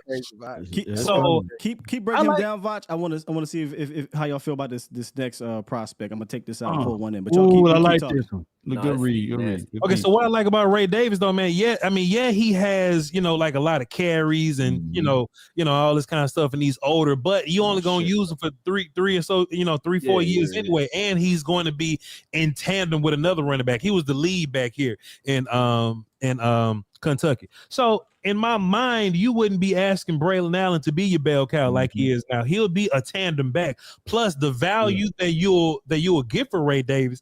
Man, you get Ray Davis in the what? Fourth? Well, you ain't got a fourth, but like I think he's a fifth. He's a if he was there in the fifth round, you definitely take that kid, man. You take him.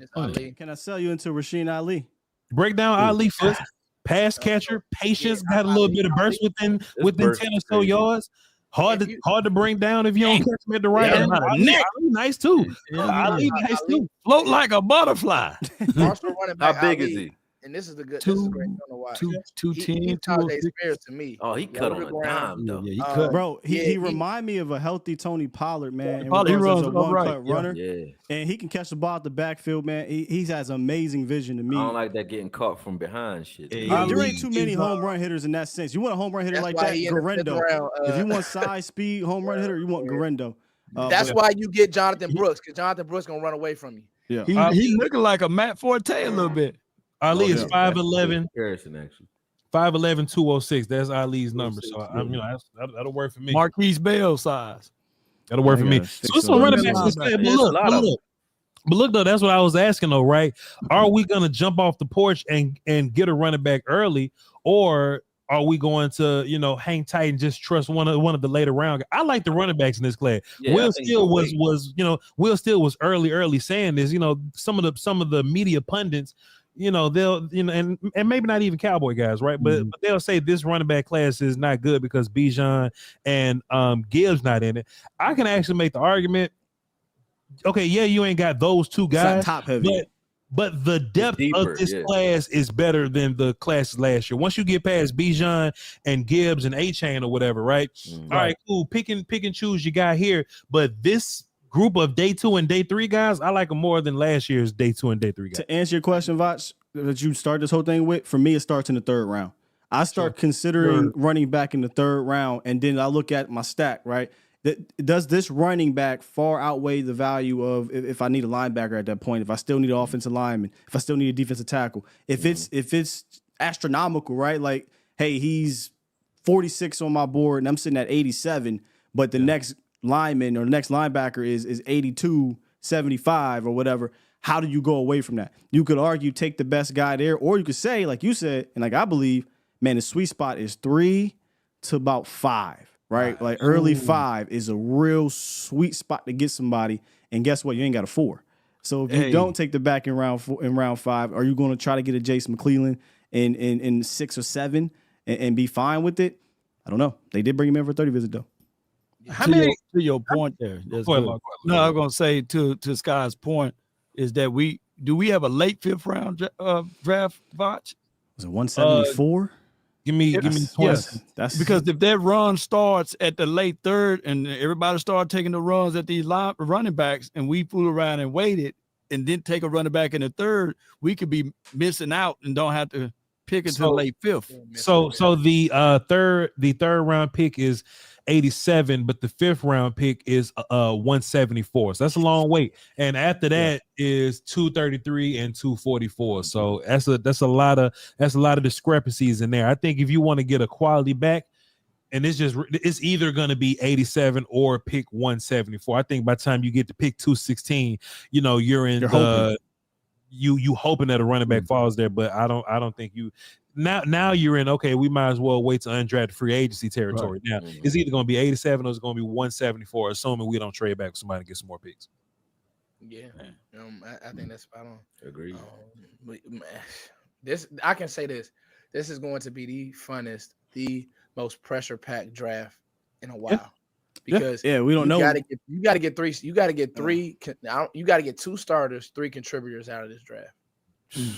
You need those starters, and you better, you. That's always Sky, but it's more elevated this year because. But you need a 2022 draft, fam. Like you need guys, not just starters, but a Deron Bland type year out of your 5th round pick. Yeah, you need Tyler Smith to turn into. Well, that's why I want to trade back.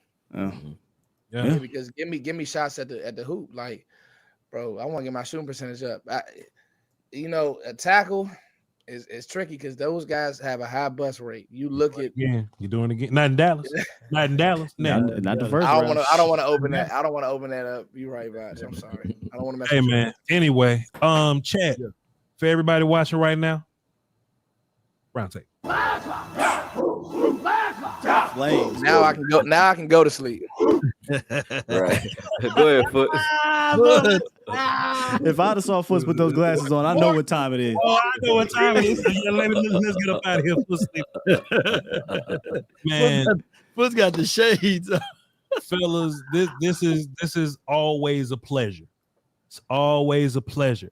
I was talking to Miss Nay, man. We were just out having sushi at some restaurant that cost way too much. And she was like, man, I wish I had some type of thing on YouTube where 5 of the top people do it and they come together and just talk about one topic and just let the people come and just watch and bring audiences together. And there's some people that watch Okoye that don't watch me. There's people that watch me that may not have heard of Will Steele. Foots the King does his content here and there. Maybe people from Law Nation show never heard of him or whatever, right? Everybody's heard Law Nation. But the 100K Law Nation. But the great thing about what we do here is, man, we come together and we put on a show every single time. But not only us putting on the show, y'all show up for us, man. Did y'all hear what I said? Did you hear what I said? Y'all show up and show out for 800 people. Bro. Y'all show up for and look, if it's not live, we're gonna see it on the watchbacks too. The numbers gonna keep growing and growing and growing. And y'all gonna be in the comments like, hey, show was great. And that's what we do it for. We love to go back and watch the comments. We love to go back to watch the live comments and just seeing y'all enjoy it. When Foots make his point, y'all put flames in there. Me going crazy or like a good argument between, Okoye and Will Steele. That's what we're doing it for. We don't do it all the time because we did it, y'all wouldn't watch it. But when we do it, y'all come through. Okay, so we love y'all to pieces. On top of that, like I said, like I always say, we're friends in real life.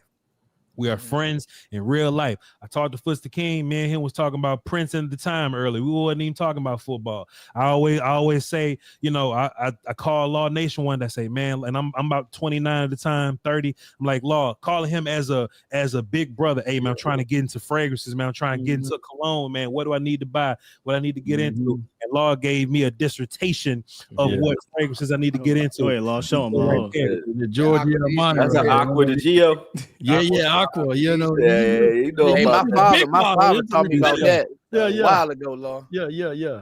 I personally I personally tap in with Okoye and we have conversations about being dangerous. And I'm trying to work on my Muay Thai on my hands and my feet. And Okoye gave me the most ridiculous drill that just I tightened my shoulders, tightened up my, you know what I'm saying? Okoye getting me right from miles away. He's in Philly. I got a fight coming up. Okoye, I need a drill. Okoye gave me the best drill, you know what I'm saying? And it helped me out, man. And besides that, we talk about weaponry and he teaching me about Egypt and, you know, me and him breaking down politics that we can't say publicly. Okoye is a friend of mine. You know what I'm saying? We'll still know what time it is. You know what I'm saying? Look, I was making a joke. We'll still went on the timeline. Hey, man, got a new baby in town, didn't drop a picture of them, but boy, Will still tapped me days ago. He tapped me, yo, Voch. Yo, Voch, this your nephew. This your god boy. And I'm just like, dog, we friends for real. Me and Will still always breaking down how we can be better for the community and not just settling on what we doing, how we can grow and be great through this thing. The same type of ambitions I have for working and being great and putting into this content thing, me and Will still match that kind of energy, bro. So, man, look, when I say that these are my guys, these are my friends, it ain't nothing personal to nobody else in Cowboy Nation. It ain't nothing personal because there's some great content creators. Mm-hmm. Hey, you can, it's your preference, it's a flavor of ice cream type. You can watch wherever you want to watch. But this roundtable thing, this group of characters was not a work decision. This group of characters, it was not some, hey, we're gonna mooch off each other's views. And I love these people. I love these people that's on this Will still, what I say to you every day when we hang up the phone, dog. Love you, man. Love you back, brother. I mean it. Okoye, hey, yo, bro. Hey, man. Love you, bro. Hey, Fuster King, great. Love you, bro. Yo, Law, thank you for holding me to give me. Love you. Law was, man, he was dealing with something with some other little. Yo, I'm a ride for Law. Love you, Law. You know what I'm saying? I love these guys, man. So, hey, man, we appreciate y'all for tuning in just to come and tap in and just watch people that love each other just come talk Cowboys, because that's what we all got in common. We all got Cowboys. There's an Eagles fan here that's going to swear he an Eagles fan. You love Cowboys too, player. I wouldn't dare watch 5 Eagles fans come up here and talk about nothing. You a Cowboys. That's what we all got in common, man. And we love y'all back. We love the audience back. And if you're not following Foots, if you're not following Law, if you're not following Okoye, if you're not, well, of course you're following Law, but if you're not following Skywalker still on A to Z Dallas on YouTube, man, y'all need to stop what you're doing. Run over to that platform and you need to follow those gentlemen, because everything that you got here, we didn't just come up with this shit off the top of our head. We took our respective shows. Foots took what he does. Okoye takes what he does. Law Nation does what he does. Skywalker still with the production. Every player that we brought up today, he was on it. Like ain't no way. Look, I was up here sitting back hating. I was up here, ain't no way in the hell he got Damone Clarkfield. And he brought Damone Clarkfield. Everything that we do individually, we bring it together to make this fantastic show, which is the Roundtable, and we do it for y'all. We love y'all to peace. Can we please get flames in the chat for these gentlemen? Cook. Yeah. Let him cook now. Let him cook. I said let him cook. I'm sorry for waiting to use this button because y'all was cooking today, but goddamn. Yeah. Hey, man. It hold on. I need my wipe my sweat button. Where I still got my your mama showed you like I know you, man. Hey, man. Voch be sweating for real, dog. You a preacher, man. Love you, dog. He a preacher, but you don't get tired of the message. I'm telling you. There you go. Hey, we love y'all to pieces. Yeah. Don't ask when the next roundtable gonna be. It's probably gonna be in August or something. It'll be in 8 more months, 9 more months. We'll see y'all down the line. It might be live and in person. I'm just saying. Yo, why I eat me a steak about the size of your back, yo. Let's say this, guy. Let's say this. Let's say this. If somebody in this chat was smart, they would put some money behind. Come on. Come on. You could be a smart person because it's some big names that ain't doing numbers like this. I'm just saying. Hey, and you know, just to let y'all know that we listening to feedback. You know, the roundtables usually be like what, an hour and 2 minutes or what? Man, we going on 3 hours. We were just kicking here. We were just up here kicking it. We just gave y'all a long podcast because we know y'all asked for it, and really, we was having so much fun. We ain't know what time it was. But and I'm still awake. And for some weight, not for long. But we'll still Please, sir. If not, I'm gonna be here preaching to these people the whole time. Can we please get our roundtable music so we can get the hell about that? Oh, and salute to all the super chats, man. Appreciate y'all. I'm gonna read them. I'm gonna read them Monday. I'm gonna read them Monday. Y'all hold it down. Those supposed to piece of whiskey. Till next time. It ain't no thing to do my thing. It's what I do the best. I feel my mattress, pay my taxes, then I blew the rest. And it's okay to do your thing, but just don't do the least.